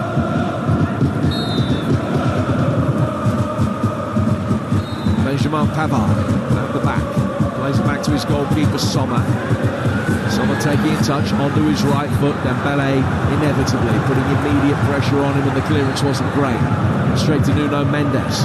Fabian Ruiz bringing it forth, flicking it off to Dembele to his left, and he's centre. Ball curving across the face of the 6-yard box, wide of the far post. Yeah, once again, pressure put on Sommer. He's got no outlet, so he's got to play a hurried pass, goes to absolutely nobody, and from there another effort at goal. The stats are racking up, but until PSG get the third goal, Jim, this game is still up for grabs. Here's a goal kick, though, just waiting for the ball to be returned from the Parisian support. Has been now. And the goal kick again is taken short. Here's Dembele putting the pressure on Sommer, who just has time for the third touch that he needed to be able to get it away. Fires it out towards the left-hand touchline. Then a brisk ball over the top, trying to turn Pacho. It wasn't effective enough. It wasn't close enough to Thuram to be effective. And it's a clearance out towards Hakimi, who's then fouled by DeMarco. Free kick goes PSG's way.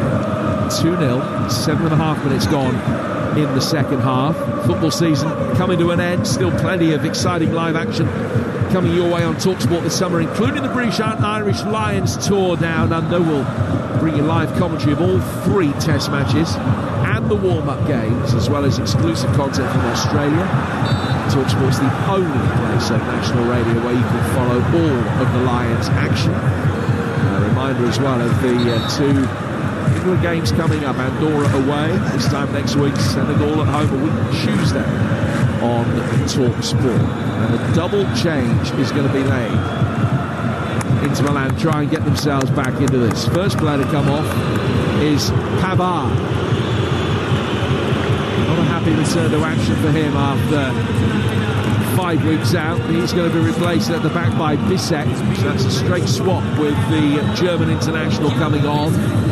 He's been struggling as well with a knee problem. And DeMarco has been replaced by Zalewski. So a double change made. Into restart with the set piece. Donnarumma coming out has ended up on the deck. Might just need a little bit of treatment. Came to beat a ball that came in and collided with his own man Marquinhos. Ball just too far ahead of Acerbi, and Donnarumma certainly would have been winded. He's back on his feet, and it's going to be a corner which will be taken by Inter. 9 minutes gone in the second half. To look at the half the deficit. Çalhanoğlu with the delivery, swung it towards the far post. Donnarumma came out, paddled it away, right-footed back in from Barella and cleared by Marquinhos towards halfway. And all Inter can do is work it all the way back for the goalkeeper. Sommer will play it out towards the left-hand touchline. Now they'll try and turn the PSG back line with a ball that's over the top towards Acerbi, who essentially was probably offside. He put his hands up, still ran towards the ball. Marquinhos got it away. Coutinho with another deft touch. PSG trying to work the ball down the right-hand side. Bissek is back there first. Finds his goalkeeper, Sommer, who takes a touch and then chips the ball forward. Barella's headed through the midfield. A really poor one. Straight to Vitinha. Fabian Ruiz couldn't bring the loose ball under control. And Inter will quickly bring it forward again with Barella. Barella out towards Zalewski. Left-hand side of the penalty area. Working it onto his right foot. Initial effort was blocked.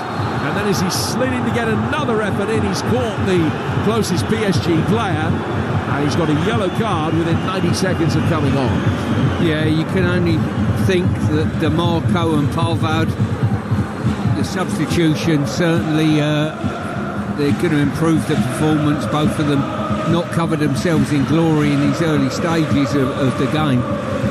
But Inter look as though they're coming into the game a little bit more.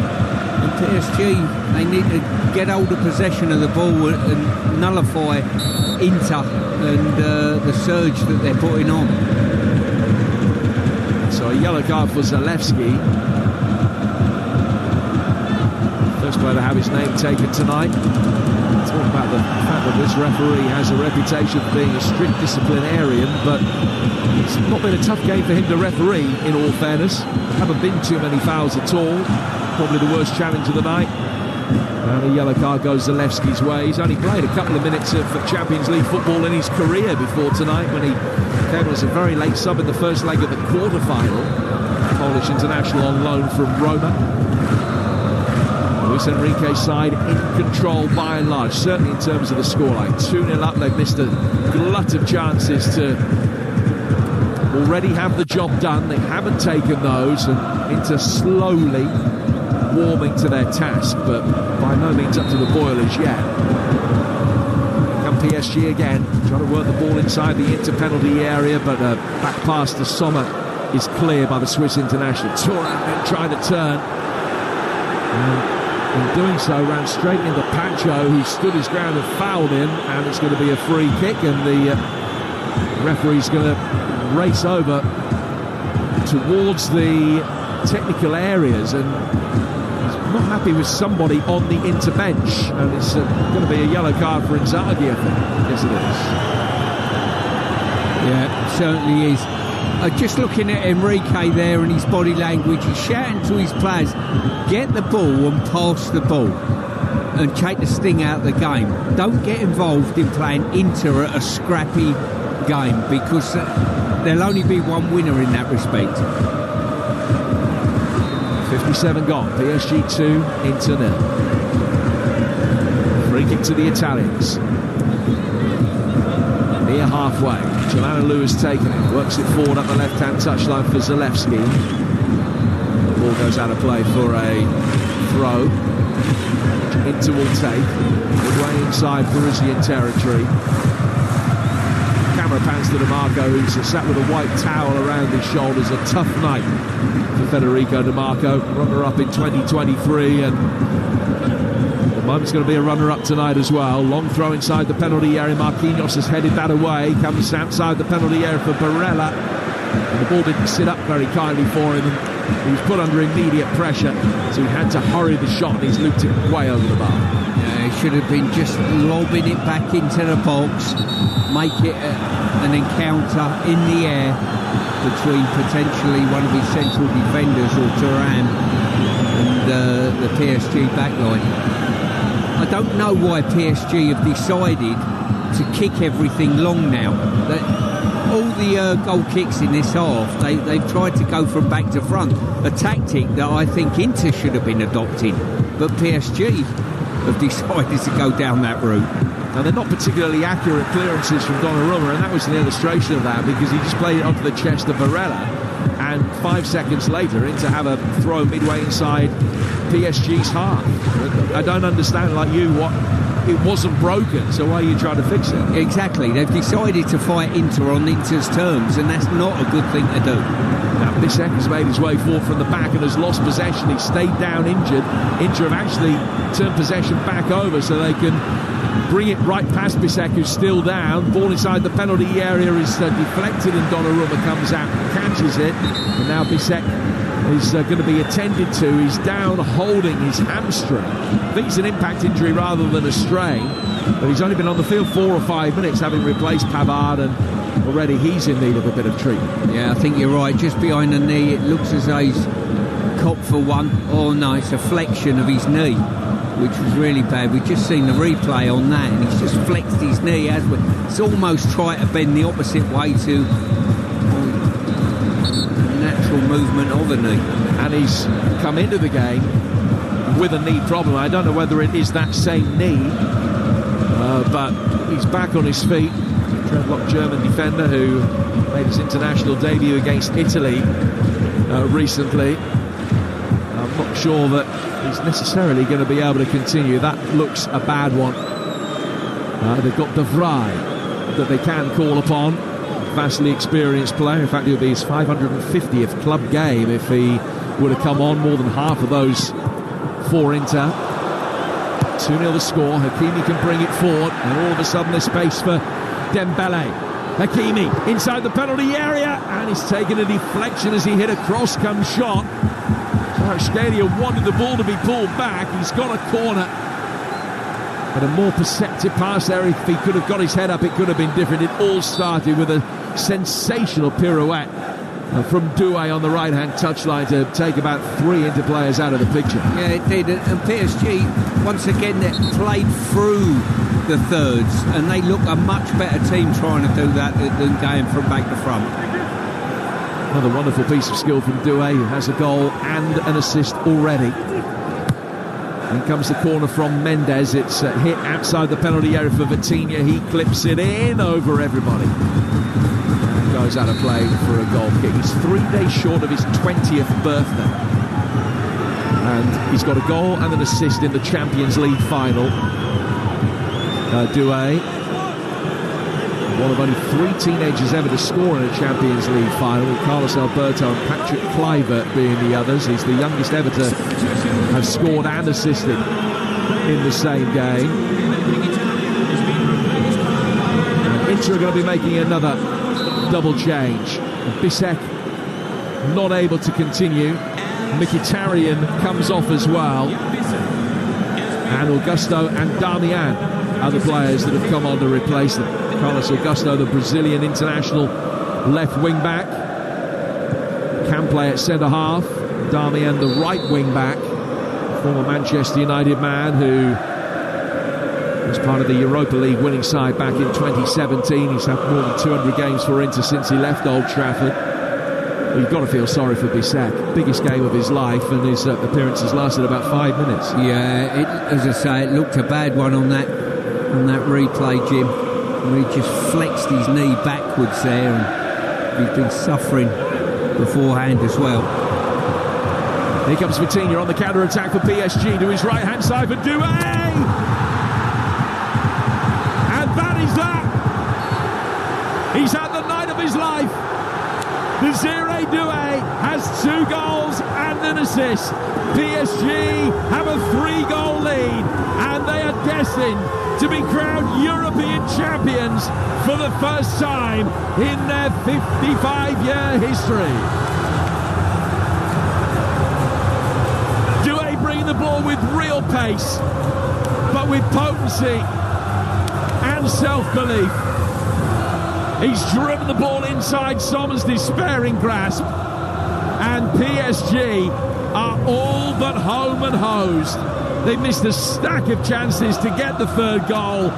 Now they have it, and now they know their destiny. Well, I've got to say, an absolute wonderful goal there. A wonderful team goal, like we've seen from them before. Vitinha, bags of energy once again, tying it all together. But Doué was the one who went through. I don't think he's hit it cleanly, but the accuracy, Sommer will be a bit disappointed with that, expecting it to go across the face of his goal, I think. Caught him wrong-footed, and it looked for an eternity that they weren't going to get this 3rd goal, but they've got it now. Well, it was a delicious back-heel flick in the start of that move from Dembele, and Vitinha inevitably was involved. And Doué stroking the ball in. Not the best finish perhaps, but one that he will never forget. PSG 3, Inter 0. He ripped his shirt off, which he has received the yellow card. Big celebration, because that feels like the moment that Inter have been put to bed. Yeah, it certainly does. Inter probably started the second half slightly the better. Looked as though they might maybe secure a little bit of pressure, but the way the game's gone now, 3-0, looks way, way beyond them.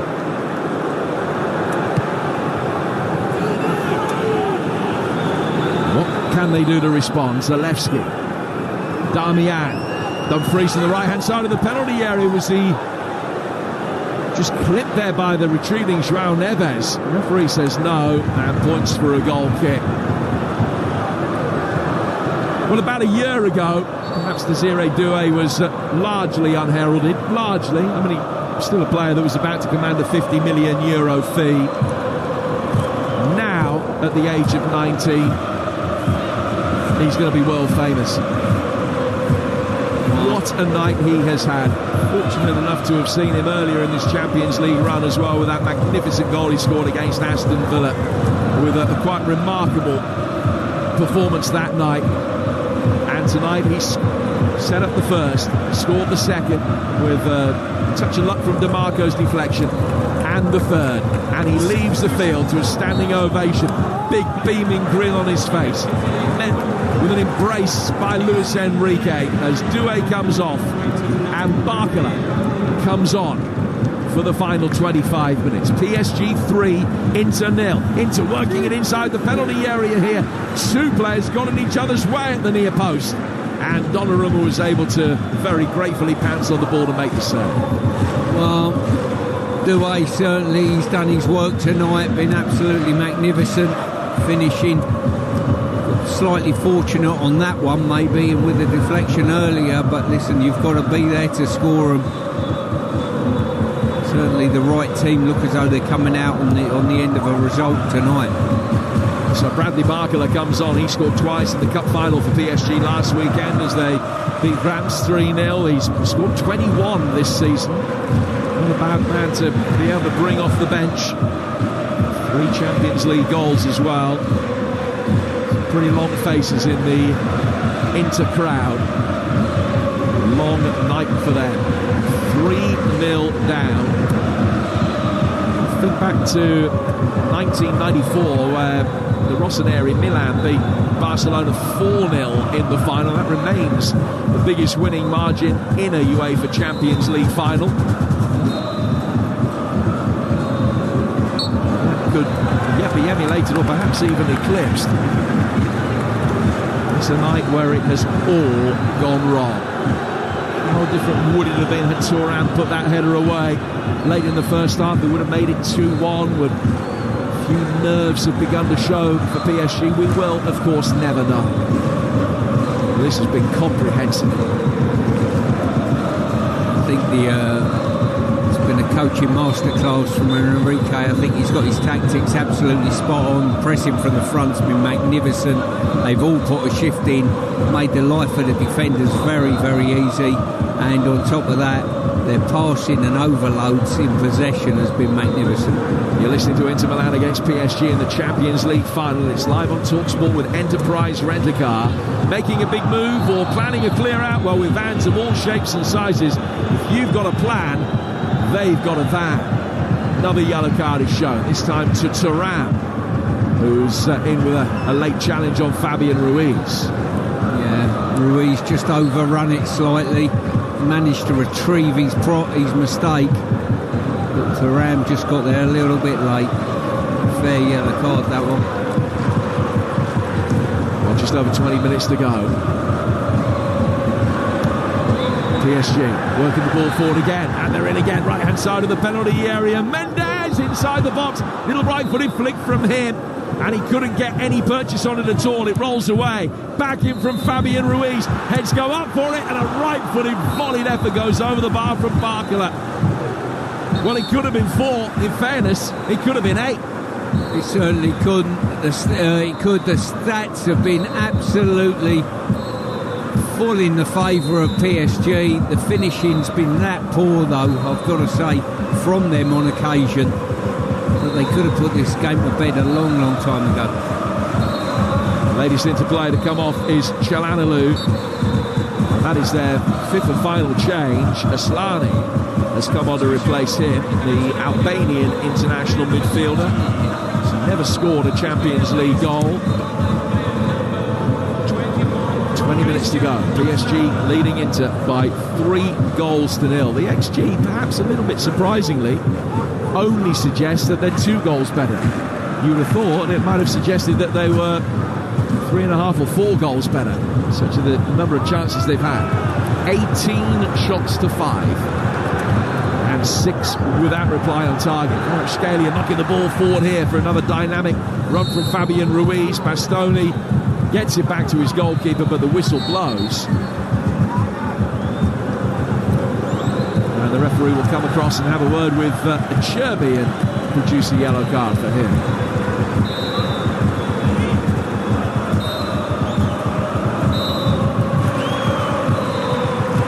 19 to go. 3-0 PSG leading here on Talksport. Play will resume with the free kick to PSG 20 yards outside the inter-penalty area. Coutinho to Neves. Fabian Ruiz to Pacho. Play fall by Marquinhos. And he goes towards the right-hand side. You think that Liverpool took this PSG side to penalties and Villa gave them an almighty fright. They've made very easy work of Inter in the final tonight. Zalewski forward towards Lautaro Martinez, and he's been caught. Wanted to take the free kick quickly. He's back on his feet. Finding Barella. Barella with a long diagonal from inside his own half. Sails out towards the left-hand side for Carlos Augusto, but he hasn't been able to do anything more than keep it in. Fabian Ruiz has now got easy possession inside his own half as he plays it forward towards the hugely impressive Coutinho. 18 minutes to go. And PSG are 3 goals to the good here on Talksport. Here's Stuart Dennis. Yeah, it's just a game of possession now, or should be for PSG. Keep the ball, keep it moving, keep getting the overloads. And keep getting the goals, potentially. They're playing in Kvaratskhelia here, and it's 4. They can't deal with any pace for balls played in behind. Kvaratskhelia running onto it. There is absolutely no doubt now. PSG will be the European champions for 2025. They've waited more than half a century for this moment, and Luis Enrique has delivered it. Kvaratskhelia with goal number 4 on a night when he should have had a hat-trick. And Inter have been blown away. They certainly have, and it looks, I mean, I've not seen every game that PSG have played in the Champions League this year, but arguably this could have been their easiest game, the way they've taken it on board, the way they've scored goals freely. The opposition are looking very, very leggy, slow, and 4-0 in a final, and they could extend this to more. But he had so much time to think about it. Just drew Jan Sommer, fired it past him easily. And PSG have a 4th, and this, if they don't score again, will be the joint biggest margin of victory in a Champions League final. A record that has stood for more than 30 years is about to be emulated. Scenes of unbridled delight. And they allowed themselves plenty of celebration at 3-0. At 4, they're jumping into the crowd. They've earned the right. Yeah, they certainly have. Tactically, they've earned the right. They've put a shift in. Dembele's still chasing the goalkeeper like his life depends on it. And when you've got that work ethic within your team, and they're all good eyes and they're set up, you end up getting results. It's just a horrible night for anybody connected with the Nerazzurri. But the most famous in PSG's footballing history. A long Italian wait for victory in this competition will go into a 16th season. For PSG, they're going to be the first French side to lift this competition since Marseille back in 1993, also against Milanese opposition in Munich. Here comes Barella.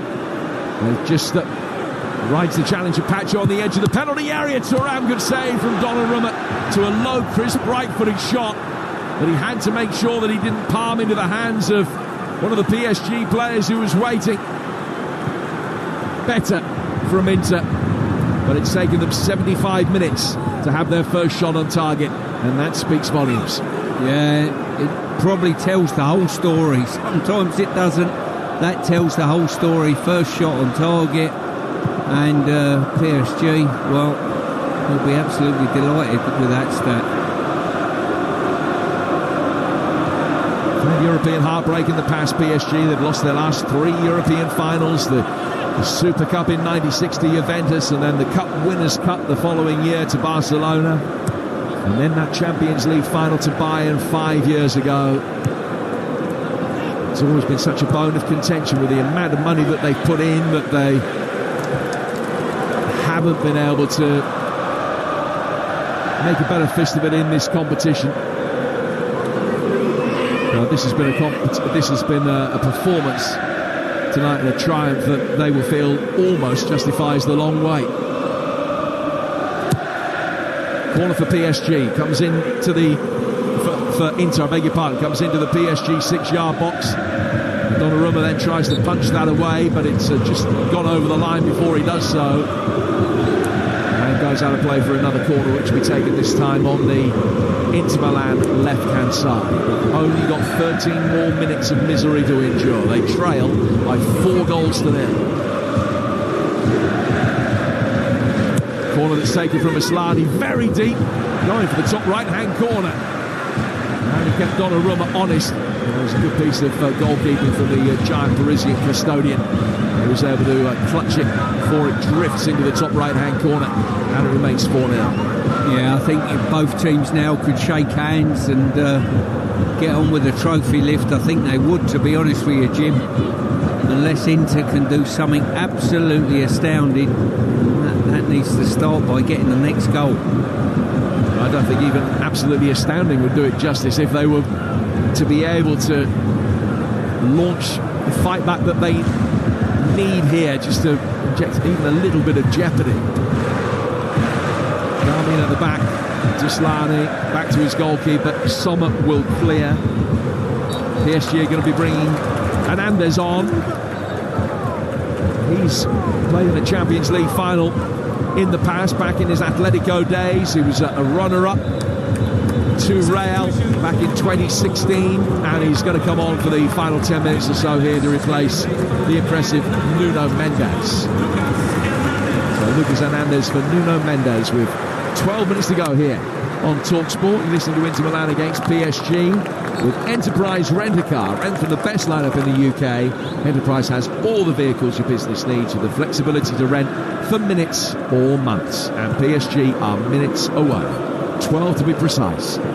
4-0 they lead after an extraordinary performance where they have absolutely dismantled Inter Milan. And they're still hungry for more. Hakimi.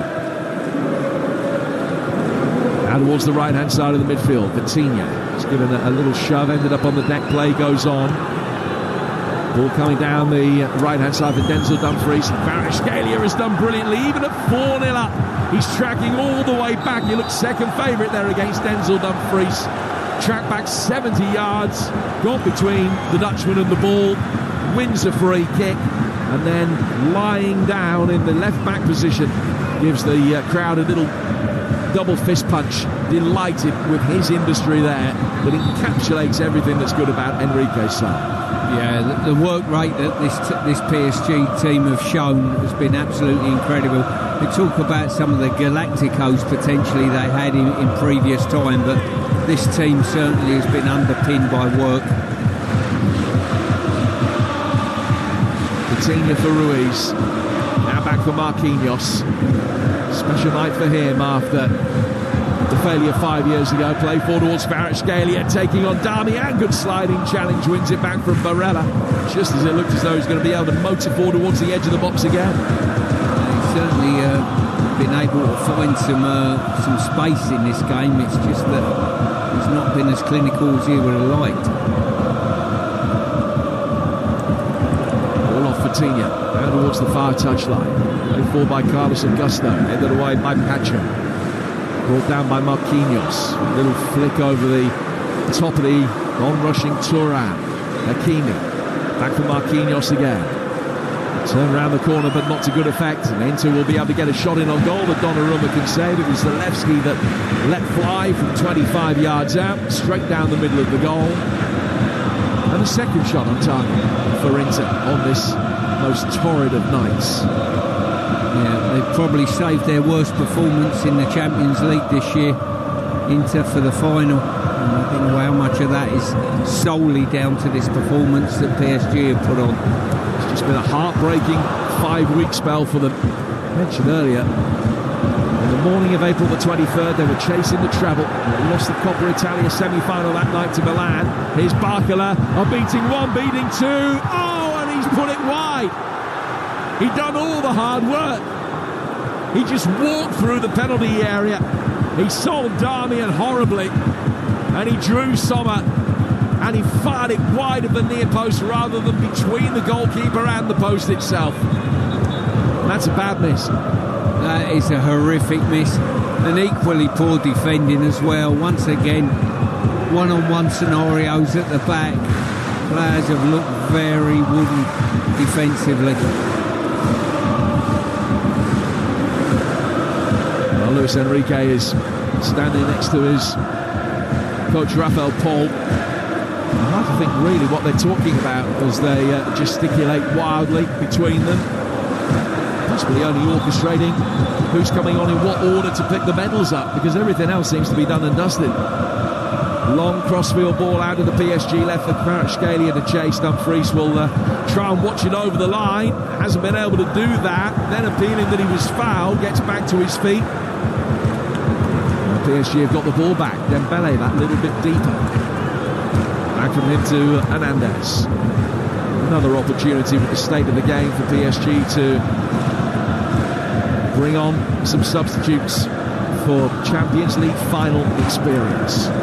Hakimi. He's out towards the right-hand side. Barcola coming forward. Back from him to Hakimi. Ruiz. Sounds like an exaggeration, but when you say that PSG might have won this 8-0, that is not stretching the truth one iota. A number of glorious opportunities that they've missed from about the half-hour mark onwards. Gonzalo Ramos is going to be coming on, Mayulu and Zaire Emery, who, despite the fact that he's still only 18, has captained the side on occasions. They're all going to be on in a moment. Will it be 4-0 or 5-0 when they come on? Because here's Barcola. Well, he's gone across the face of goal and wide. Yeah, poor decision to shoot from that angle, but they earned the right. They passed it to death, and in the end got in behind Inter. And it almost looks like a set of yellow mannequins in Inter shirts with a load of ants running around in between, passing the ball. Off comes Fabian Ruiz. Off comes Kvaratskhelia.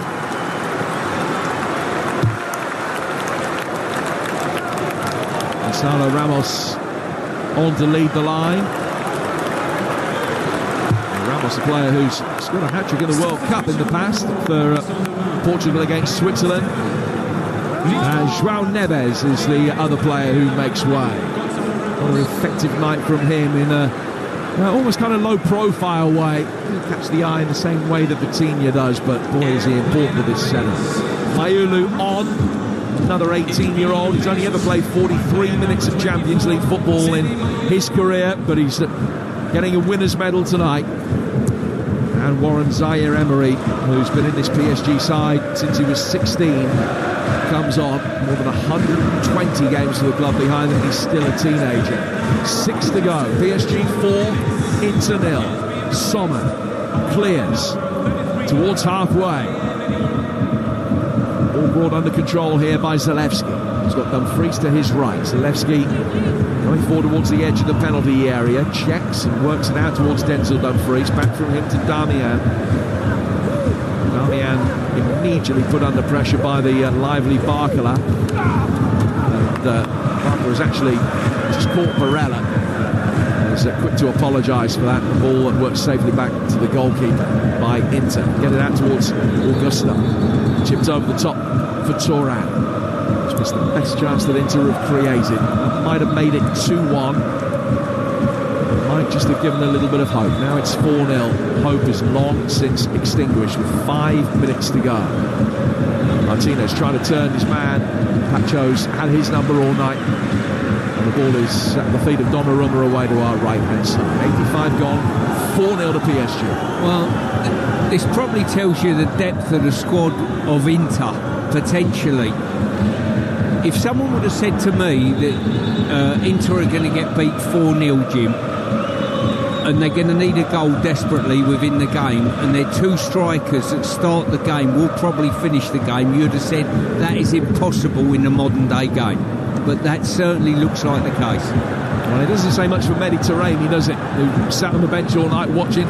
Ball towards the edge of the penalty area is Barcola. PSG hungry for number 5.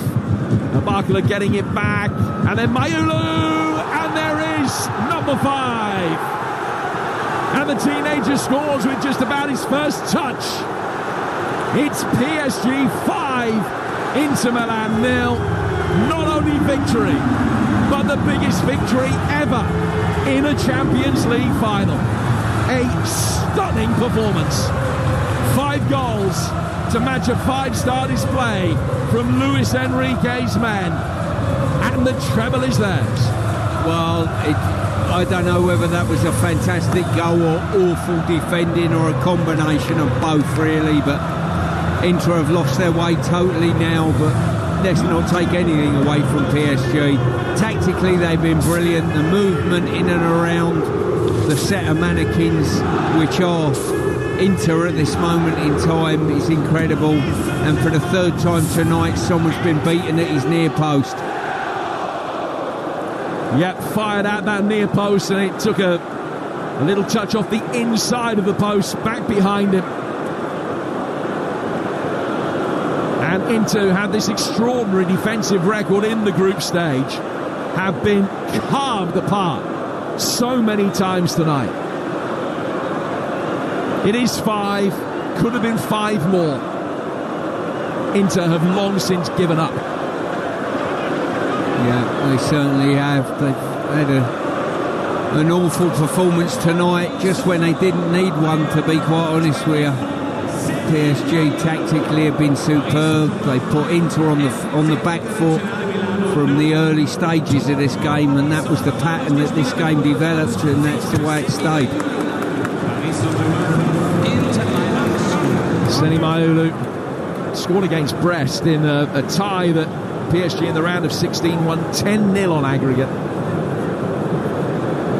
So this isn't the biggest victory that they've had within this Champions League campaign. They won one of those legs 7-0. Just stopped here as they come forward with a handball by Zaire Emery. And there will be criticism of Inzaghi for this performance. Criticism the way that things have unravelled at the end of the season. Just to reiterate, April the 23rd, 5 weeks ago, in the Coppa Italia semi-final, lost to Milan. Then the league challenge faded on the penultimate week of the season. And they led Lazio by 2-1, going into the 90th minute, drew that game. Napoli got past them in the table that weekend and didn't look back, ended up winning the league by a point. Now in the Champions League final, they have been utterly battered. And there are members of the coaching staff in tears on both benches. Tears of delight that the magnitude of this victory has hit home for some of those PSG backup staff to Luis Enrique. We're in the 90th minute, and I'm sure the 4th official will take pity on Inter. And there won't be any need for any extra time. Barcola might not take pity on them because he'd love to score a 6th. He's pulled the ball back to the edge of the penalty area here for Dembele. Dembele out towards the right-hand side. Vitinha coming forward. 25 seconds of normal time to go. It's 5-0 to PSG. Vitinha's got it again. Flick round the corner. He's lost out to Thuram. Inter with one last opportunity for a counter-attack. Marquinhos kicks the ball away. Hakimi has fouled his man on the way through. The referee played the advantage, and then when there was none, Hakimi is cautioned. Yeah, this game's just playing itself out now, really. Both teams just want the final whistle for varying reasons. And there it is. And it's Paris's night. Paris in the springtime. They've beaten Inter by 5-0. Not only have they ended the long drought by being crowned kings of Europe for the very first time, but they've done it in the most extraordinary and spectacular style. They have blown Inter away. They've scored 5. If they'd won 10-0, it honestly wouldn't have been a surprise. They missed so many chances as they continually put into the sword.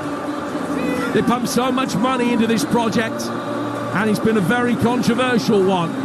But Paris Saint-Germain have finally got over the line and are the kings of Europe. Hakimi, Doué twice, Kvaratskhelia and Mayulu.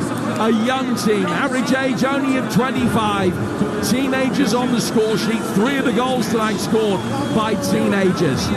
The old blueprint for the success with the Galacticos ripped up, and Luis Enrique has delivered the treble.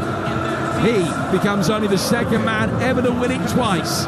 He did it with Barcelona, and now he's done it with PSG. A night they will talk about for years for a myriad of reasons. Paris Saint-Germain 5, Internazionale 0, and PSG are on the top of the continent. They are the champions of Europe, and there's so much emotion on the pitch as Luis Enrique dances around with his players in front of the Paris fans. And Jim mentioned the money there. It's not about the money, this. The overpaid superstars have gone.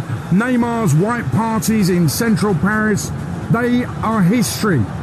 This isn't about paying individual players a load of money. It's about putting together a team under a manager who knew exactly what to do with those players. And let's bear in mind, this is France's first ever treble. And Luis Enrique has masterminded it. He's won this trophy as manager of Barcelona 10 years ago. I suspect this will mean so much more to him. It's PSG's first. He's been the brains behind it, the emotion behind it as well, because he speaks from the heart. The man who won it all as a player, he then retired, took up marathon running like you do, and then came to management and coaching. He then lost his daughter to bone cancer, and he's spoken so movingly and beautifully about the memory of his daughter that if you weren't touched by his words, you are way too hard-boiled. What a man, Luis Enrique. And actually, he's done something that I think we all thought was impossible. Luis Enrique has made us all love Paris Saint-Germain. There's no way that could have happened before Luis Enrique turned up. And on the night, PSG battered Inter Milan, left them black and blue. And the Parc des Princes will become the Parc de Triomphe. And where Messi, Mbappe, Neymar, Zlatan, Di Maria, Cavani, and you go further back, Ronaldinho, George Weah, Makelele, they all failed. It's this season's young Parisians who have finally won it for Paris Saint-Germain. They've won the Champions League. They are the kings of Europe, PSG. And they've every right to celebrate wildly as well. And Stuart Pearce, some memorable lines from you in commentary, notably into being a set of mannequins. Listen, 5-0's the biggest ever Champions League win. But Stuart, was this about PSG being brilliant more than it was about Inter Milan being a set of mannequins? Definitely, without a doubt. Tactically, they got it right from the offset. They pressed from the front. The defensive back line of PSG had very little to do because the front players and the midfield pressed so well. Inter never changed their tactic at all and kept trying to play. And they were going down blind alleys, and they needed to change that in some way, shape or form. They couldn't find a formula to do that. But the work ethic that these PSG players put in to get your strikers, I mean, Jim pulled it up in commentary. Dembele was like a sprinter on the blocks waiting to go and press Sommer from a goal kick. And that tells you everything. The body language, the message that sends out, we're coming after you. They've been incredible. They scored 5. Jim said 8. They could have scored. In all honesty, it probably could have been more than that. Could have been double figures. Andy Brassel is with us for Talksport tonight as well. Let's just take an overview first. Just step back for a moment. PSG have won the Champions League final against Inter Milan by 5-0 in the context of Champions League history, of European Cup history. Andy Brassel, just explain what that means. and I say recent memory, it was 31 years ago, was Capello's Milan beating Barcelona 4-0 in the final. Now that was slightly different contextually because Milan had a couple of big players suspended. They played in a completely different way to what was expected. Barcelona were the ultra favourites under Johan Cruyff's dream team going into that. So this was different because PSG, I think it's fair to say, were slight favourites going into this, but it was never a competition tonight. But it wasn't a competition because PSG made it so. Inter weren't at their best, but they weren't allowed to be at their best by an absolutely relentless team who you could argue, and maybe we will argue in years to come, that have changed the way that Champions League football is being played. And I just can't wait to see them in years to come. And that's before even we get to what Liverpool are going to do, or are Manchester City going to put something back together in the next couple of years. I can't wait to see PSG and this young Barcelona team, which will get younger in years to come, I think, as Lewandowski retires, as Inigo Martinez retires. These two going head-to-head again and again and again in the back half of the Champions League. I think it's going to be brilliant. Well, they're engraving PSG's name on the trophy for the first time ever.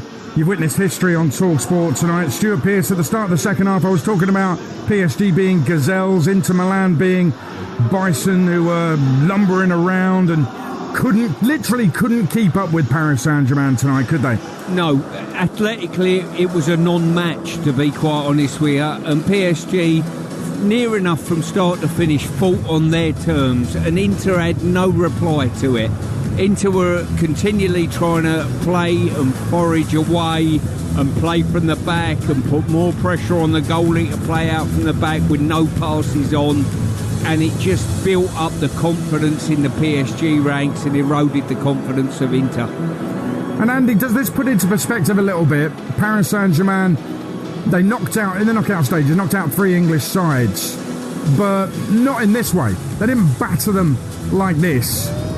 So does it put into context how the English sides played? It wasn't as bad as maybe we thought.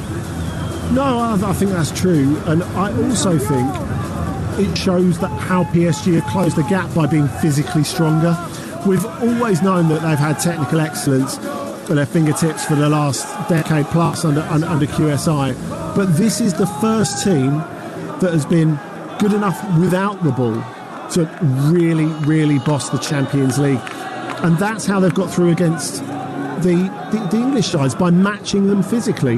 Now, I think if you look at what Spurs and Manchester United were able to do in the Europa League, what Chelsea were able to do in Wroclaw in the second half, in this week in the Conference League final, that was all about them not just imposing their quality, but about imposing their physical power. And so really with Spurs and Manchester United, I'm talking about through the rounds of the Europa League to get to the final. And PSG have found a way to do that. Now, if Barcelona can find a way to do that as well, it makes the next couple of years of the Champions League really, really interesting. But of course, all the Premier League teams, all the best Premier League teams will be sitting at home watching this thinking, right, this is a massive challenge. These have set down a marker here.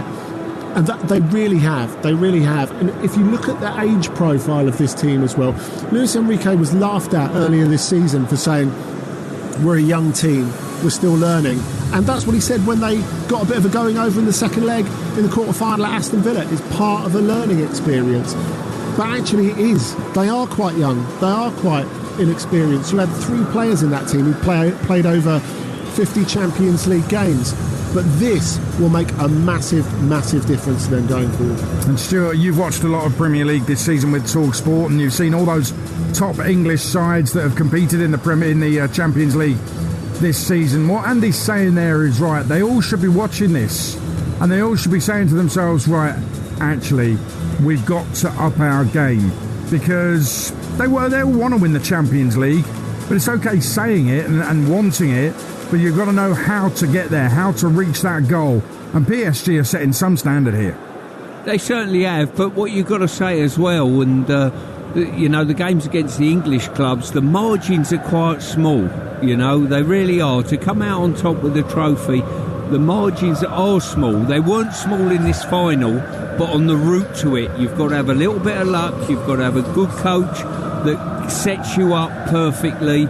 They certainly had that tonight, PSG. I think tactically they were magnificent in this game, and they dictated a tempo of the way the game was going to be played, and Inter had no sort of excuse about how to get out of it. And that's where you need a really good coach to say, look, it's not working, and do that very early on and change things. I've just seen Luis Enrique give Kvaratskhelia a big hug, Stuart, and I think he'll be pleased he got his goal in the end, because he missed some chances, didn't he? Oh, he must have had 3 or 4 where he scalped at the ball and missed it by a country mile, you know, at this standard of play. And they could have made life a lot easy for themselves a lot earlier, but at the end they managed to get over the line. You got 5 goals, and there's a couple of players here that probably would have turned around, him being one of them, that could have turned around and said, I could have had an hat-trick tonight comfortably.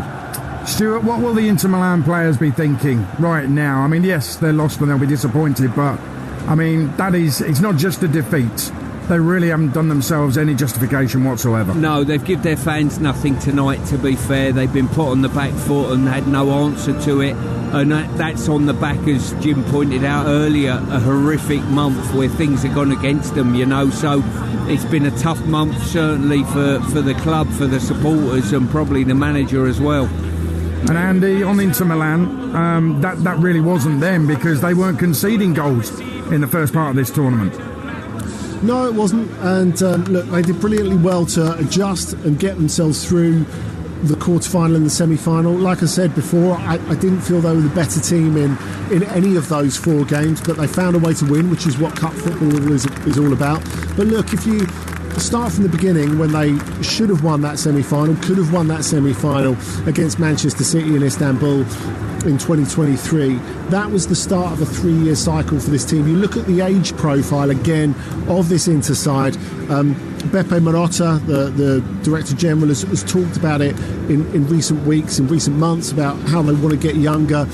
This was the last go for that team, and I think we've seen why this is the last go for that team, because they simply don't have any more in the tank. Do you suspect then that the likes of Lautaro Martinez might move on this summer?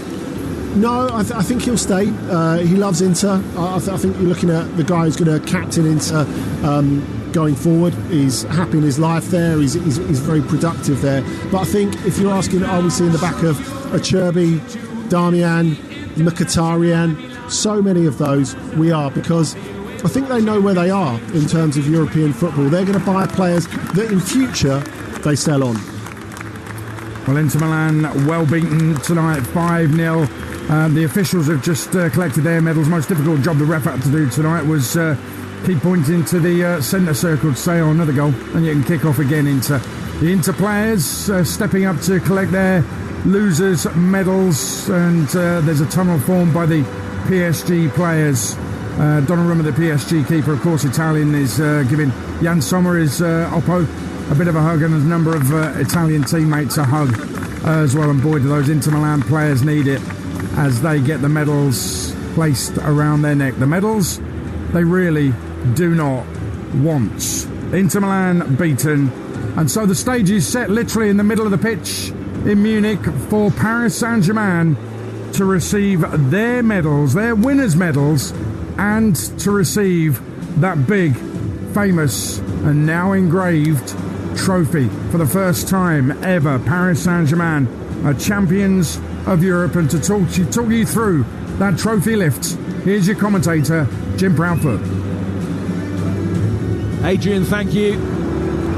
Well, it was back in 1970 that the Parisian footballing authorities decided to amalgamate 2 clubs in a bid to get a foothold in the French game. And it took some time. There are only 2 league titles in the first 40 years, and the stated dreams of European glory seem a world away. Until now. Domestic success has become the norm, with a huge financial artillery but a succession of star-laden teams with Messi, Mbappe, Neymar and co couldn't deliver the trophy they craved. So they ripped up the plan, and the new, young, hungry squad have delivered, and delivered in supreme style. First man to get his medal is the man most deserving of all. Luis Enrique ushered forward first by his team. And he comes across and he looks at his reflection, the medal round his neck, in the trophy. Already smeared with the kisses and lip prints of his PSG charges, who continue to make their ways forward. Hakimi getting his medal now. Some of the players that didn't feature tonight, the likes of Lee Kang-in up there, but men that have played a part in this remarkable journey. So that is Enrique's triumph. He becomes the 7th coach to lift the European Cup with 2 different clubs, joining the likes of Ancelotti, Mourinho and Guardiola. He's also just the 2nd to win the treble twice, emulating Pep. It's the 11th one-off final that he's had as a coach, and remarkably, he's won the lot. He's a man who's been face-to-face with tragedy, but he's masterminded extraordinary success. This, undoubtedly, is his triumph. The grin on his face tells you exactly what it means to him. And it means a lot to Marquinhos as well, the last man forward, the one sole survivor of PSG's previous Champions League final back in 2020, where they never got going and were beaten by a goal from a Parisian. 5 years on, they've got revenge. Tears in the eyes of the affable Brazilian as he lifts the trophy with its red and blue ribbons. He wanders across to his teammates to join the front of the photograph. Enrique standing at the back, jumping up and down with delight as the trophy is raised to the Bavarian heavens. It's not just a win, but the first win and the biggest win the Champions League final has ever seen. PSG, remarkable tonight. They've won by 5 goals to 0, and they are finally European champions. And the big celebrations will go on and on in Munich. They will move on to Paris, and they'll continue through the summer, I'm sure. But Stuart Pearce, genuine happiness on the faces of all the players, and most notably Luis Enrique. And bear in mind, he's been there before as a player, as a manager, but this one feels very special. Seems to be a bit more special for Luis Enrique. Well, it certainly does. I mean, he's celebrating, you know, sometimes it's a lonely place as a manager being there, and you're on the periphery of it, even though you're the centre of it all. And the players, you can see, enjoying the occasion and everything. But this, for me, could be the start of big things for French football and PSG football as well. They've got their hands on the biggest trophy. I think a lot of us in football thought maybe the way they were trying to achieve it wasn't the right way of doing it. But certainly with this work-based ethic that they've got within the ranks now, could be the gateway for bigger things to come. Well, Vitinha lifts the trophy. The man who had that lone spell at Wolverhampton Wanderers. I doubt many Wolves fans even remember, although he did score an absolute banger in the FA Cup at non-league. Surely he's gone from that to winning the Champions League at the heart of the PSG midfield. Just more on Luis Enrique and de Brassel, and this man has known some serious pain in his life, and he's a man, when he speaks you listen to him, and actually when we talk about the top managers in the world generally, his name doesn't really come up, but it will do now.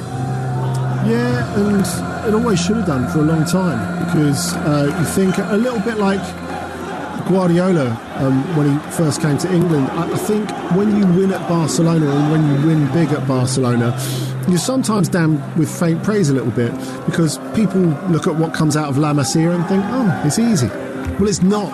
Like, just like Pep Guardiola, he inherited an absolute mess at Barcelona, and he made it into a treble-winning team. He made them efficient, he gave them purpose, and that's exactly what he's done with PSG. But I think in an even more complicated context, if you think of like the emotional baggage of them being branded serial losers in the Champions League. You know, the team that were almost the last laughing stock of it because they wanted it too much, because they threw all the money in the world at it, and they couldn't come anywhere near getting it over the line. And when they did have their one chance in the COVID year against Bayern, they couldn't quite close it out, and Bayern got there instead.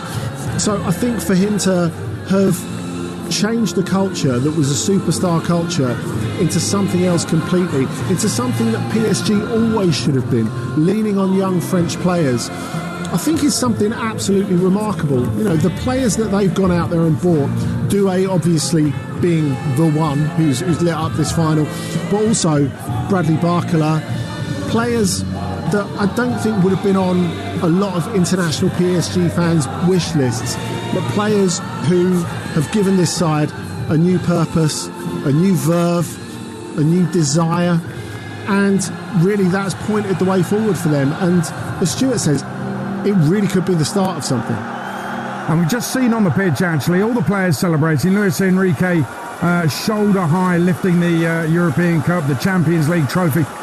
But the president as well, Nasser Al-Khelaifi, who's also been lifted up, and he's been holding up that trophy as well. There will be some, Andy, who don't particularly like that. Yeah, and look, I understand that. Look, globally, what PSG have done is not great for football, I don't think, in the last 15 years. And I think when people say PSG have no history before QSI, they're wrong. PSG are a club that really added colour to the French game.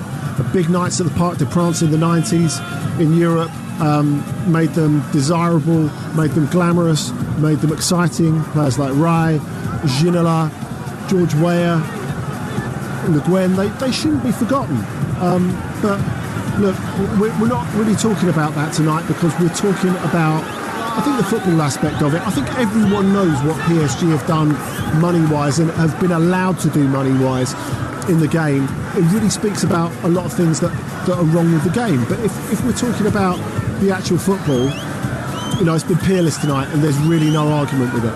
And actually, I agree with you. We should be talking about the football side of it, because they've actually, for me, from the outside, Stuart Pearce, it looks like they've moved on from that. So guest appearances from David Beckham, for example, signing Messi, paying him a fortune, letting Mbappe, you know, dictate his own terms to stay at PSG or just go when he wanted to go.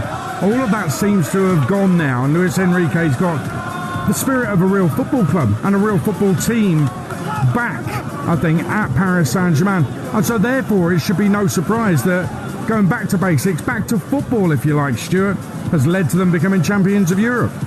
Yeah, you could see that in their performance tonight. It was a real team performance where every player put a shift in that had been basically, you could see the coach had set them out in a certain way to go. The tactical approach that Enrique had put out was there for all to see, and it was a wonderful, wonderful performance. And we're just seeing a picture behind the goal there of wow. Well, let me describe it. I mean, how you keep yourself together. There's a big tifo raised up by the PSG fans. It's a child, a girl in a PSG shirt, and she's waiting to kick a football. 8 on her back, and Zana, which is the name of the daughter of Luis Enrique, who passed away with bone cancer. Blimey, Stuart. I mean, if there's a dry eye in the house, I'd be surprised.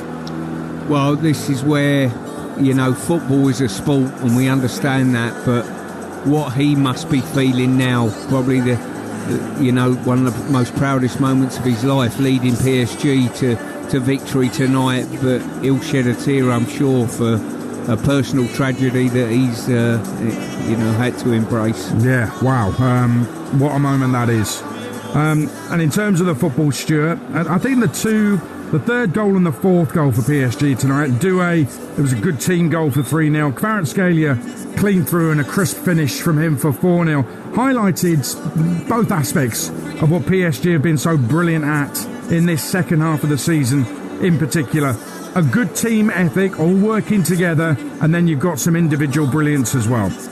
Yeah, exactly that. I mean, they done exactly what you should be doing. They passed straight through the opposition. The opposition were very static at times, I've got to say, but you can't take that away from PSG. They overloaded areas of the pitch. Their movement was incredible. They were almost like ants running in between, as we mentioned earlier, a set of yellow mannequins, ants flying around, overloading areas.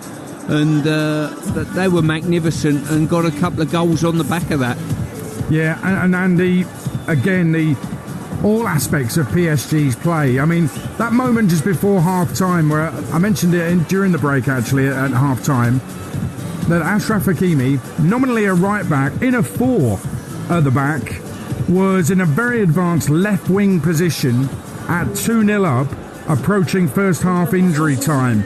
Now, there may be, I can imagine Jose Mourinho absolutely hammering him and dragging him off at half-time for that, but it feels like Luis Enrique positively encourages it. Yeah, and you know what? If Johan Cruyff's watching this up there tonight, he'll have a big smile on his face. There's no doubt about it, because I think we want to talk about coaches creating something new, but, this is built on Barcelona, which is built on Cruyff. That's what Luis Enrique is all about. And I think the notable thing about that, actually, when Achraf Hakimi came back from that position when PSG lost the ball, first thing he did was look across to Kvaratskhelia, who was covering him at right back, and give him the thumbs up. And, we saw that with Kvaratskhelia going back when it was 4-0 and taking the ball off Dumfries when he was blazing forward. And when Dumfries is on a run, he's thinking, well, look, it's clear blue from here, no one's stopping me. And all of a sudden, the skinny little guy who's just scored goes steaming past him and goes, actually, I'm not done. And the look on Dumfries' face was like, give me a break, you're 4-0 up already, what do you want from us? And I think, as Stuart was saying, they're just so insatiable. And that's what bodes well for the coming years, because, as Luis Enrique has said throughout the season, they're building something, they're young, they're just starting. And I think if you look at some of those players, they're going to get better. We saw a really interesting cameo from Barcola. There are a lot of people inside the club who believe that he can become their 30-goal-a-season player. And there have been little signs of that this season, without perhaps the composure in the biggest matches, without perhaps the composure tonight. He almost scored a picture-book goal and then made a bit of a mess of the finish in the end. But I think that is the thing, that they are built on really solid foundations, football-wise, going back to the 1970s, going back to Cruyff at Barcelona, put forward to Barcelona in the 90s when you had Guardiola, when you had Luis Enrique, through Barcelona in 2015 and here to 2025. So are we going to see something where, when there's a Champions League winner, there's a tweak in styles or a whole new style, and suddenly the whole of Europe wakes up to it and takes it on? I feel that with this PSG side, yes, well managed, they're disciplined as well in what they do. There's a team ethic there, no question about it. We've just mentioned that. But there's also a maverick spirit that's allowed to flourish within that team ethic, Andy. So is that something we may see encouraged and come to the fore across the continent in the season to come? Possibly, but I think it's just shown like what is one of the first rules of football anywhere. If you want to be able to express yourself, you have to earn it. And you talked about it with Hakimi there. Hakimi has learned how to defend. Remember, this was the guy who, when he came back from a 2-year loan spell at Borussia Dortmund, Zinedine Zidane had one look at him and went, no thanks, you can't play right back in a back four. And they promptly sold him to Inter. And after that, he went on to PSG, of course. And he's someone who we know can make that run all the time. He's got incredible pace. But a lot of the time, he doesn't anymore. He stays so Nuno Mendes can go. So they've got that little bit more freedom. So, look, they've all made sacrifices to be able to play this kind of dream football. And that's something I think that we sometimes goes over our heads a little bit when we're looking at these beautiful teams, like when we're looking at Luis Enrique's Barcelona, when we're looking at Guardiola's Barcelona, when we're looking at Guardiola's Man City going back to the bulk of the competition in 2023, that how hard they work to get in that position. Because when we think of physical power in football, we think of 6'4" players going around clodding other players.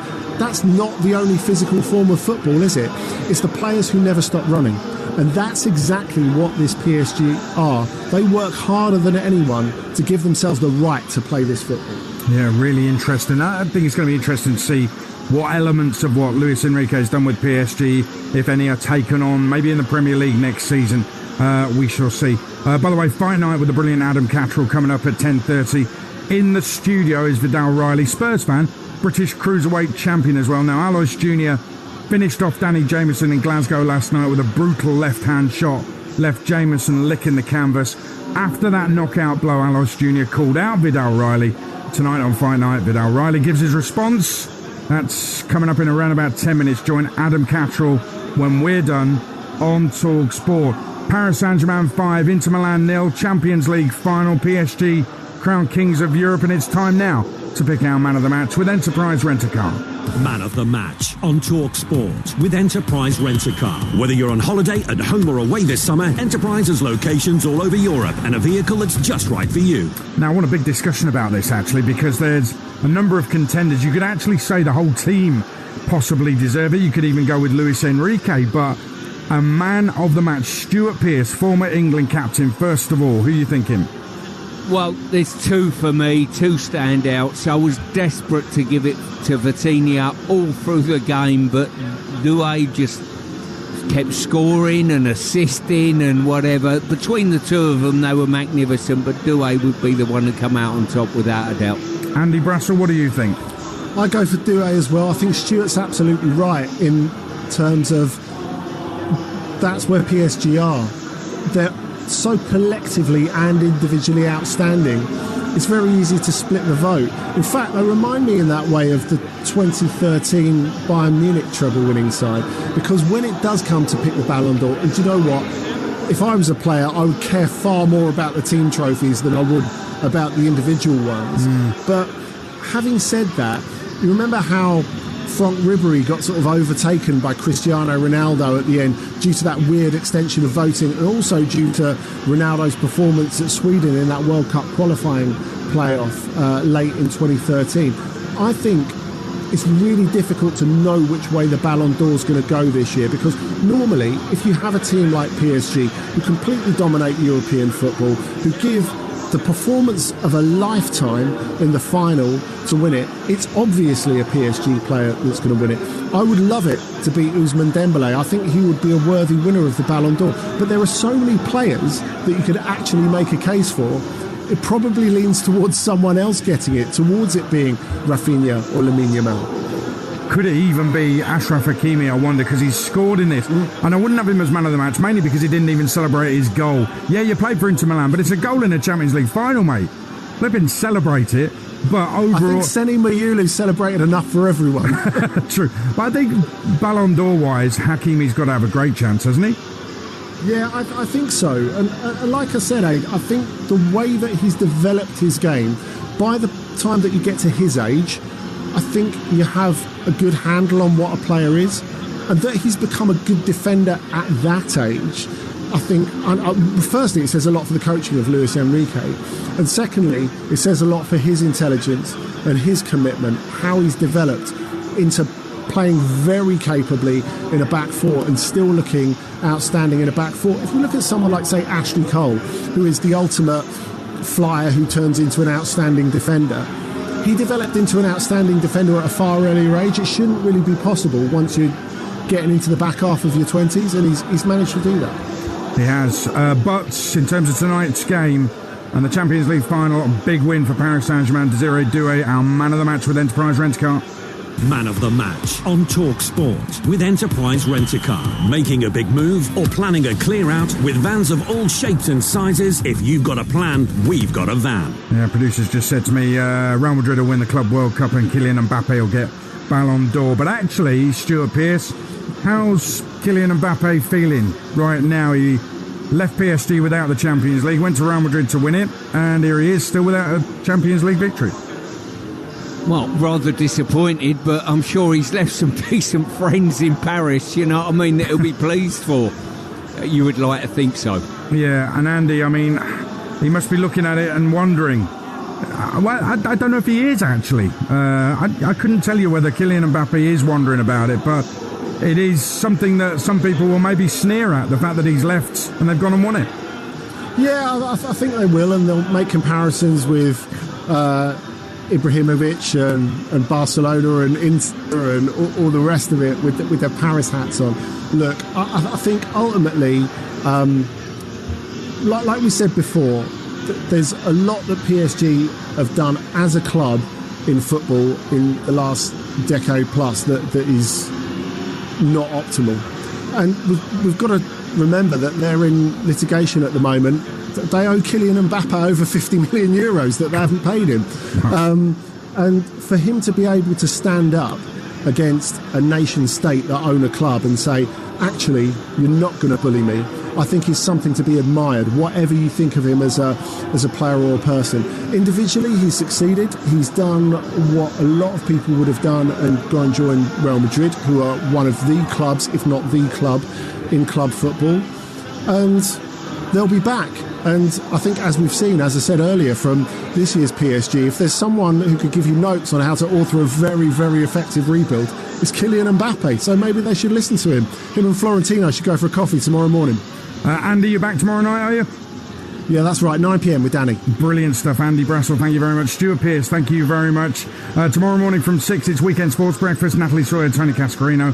Followed at 9 by Sunday edition with Sean Custis and Henry Winter. PSG, the size of the win backs this up. They are the greatest ever Champions League winners. It's maybe a debate to be had, but no arguments that Luis Enrique is a great man and a great manager. And he's done what no other manager has ever done. He's won the Champions League for PSG. Paris Saint-Germain 5, Inter Milan sank. You heard it live on Talksport.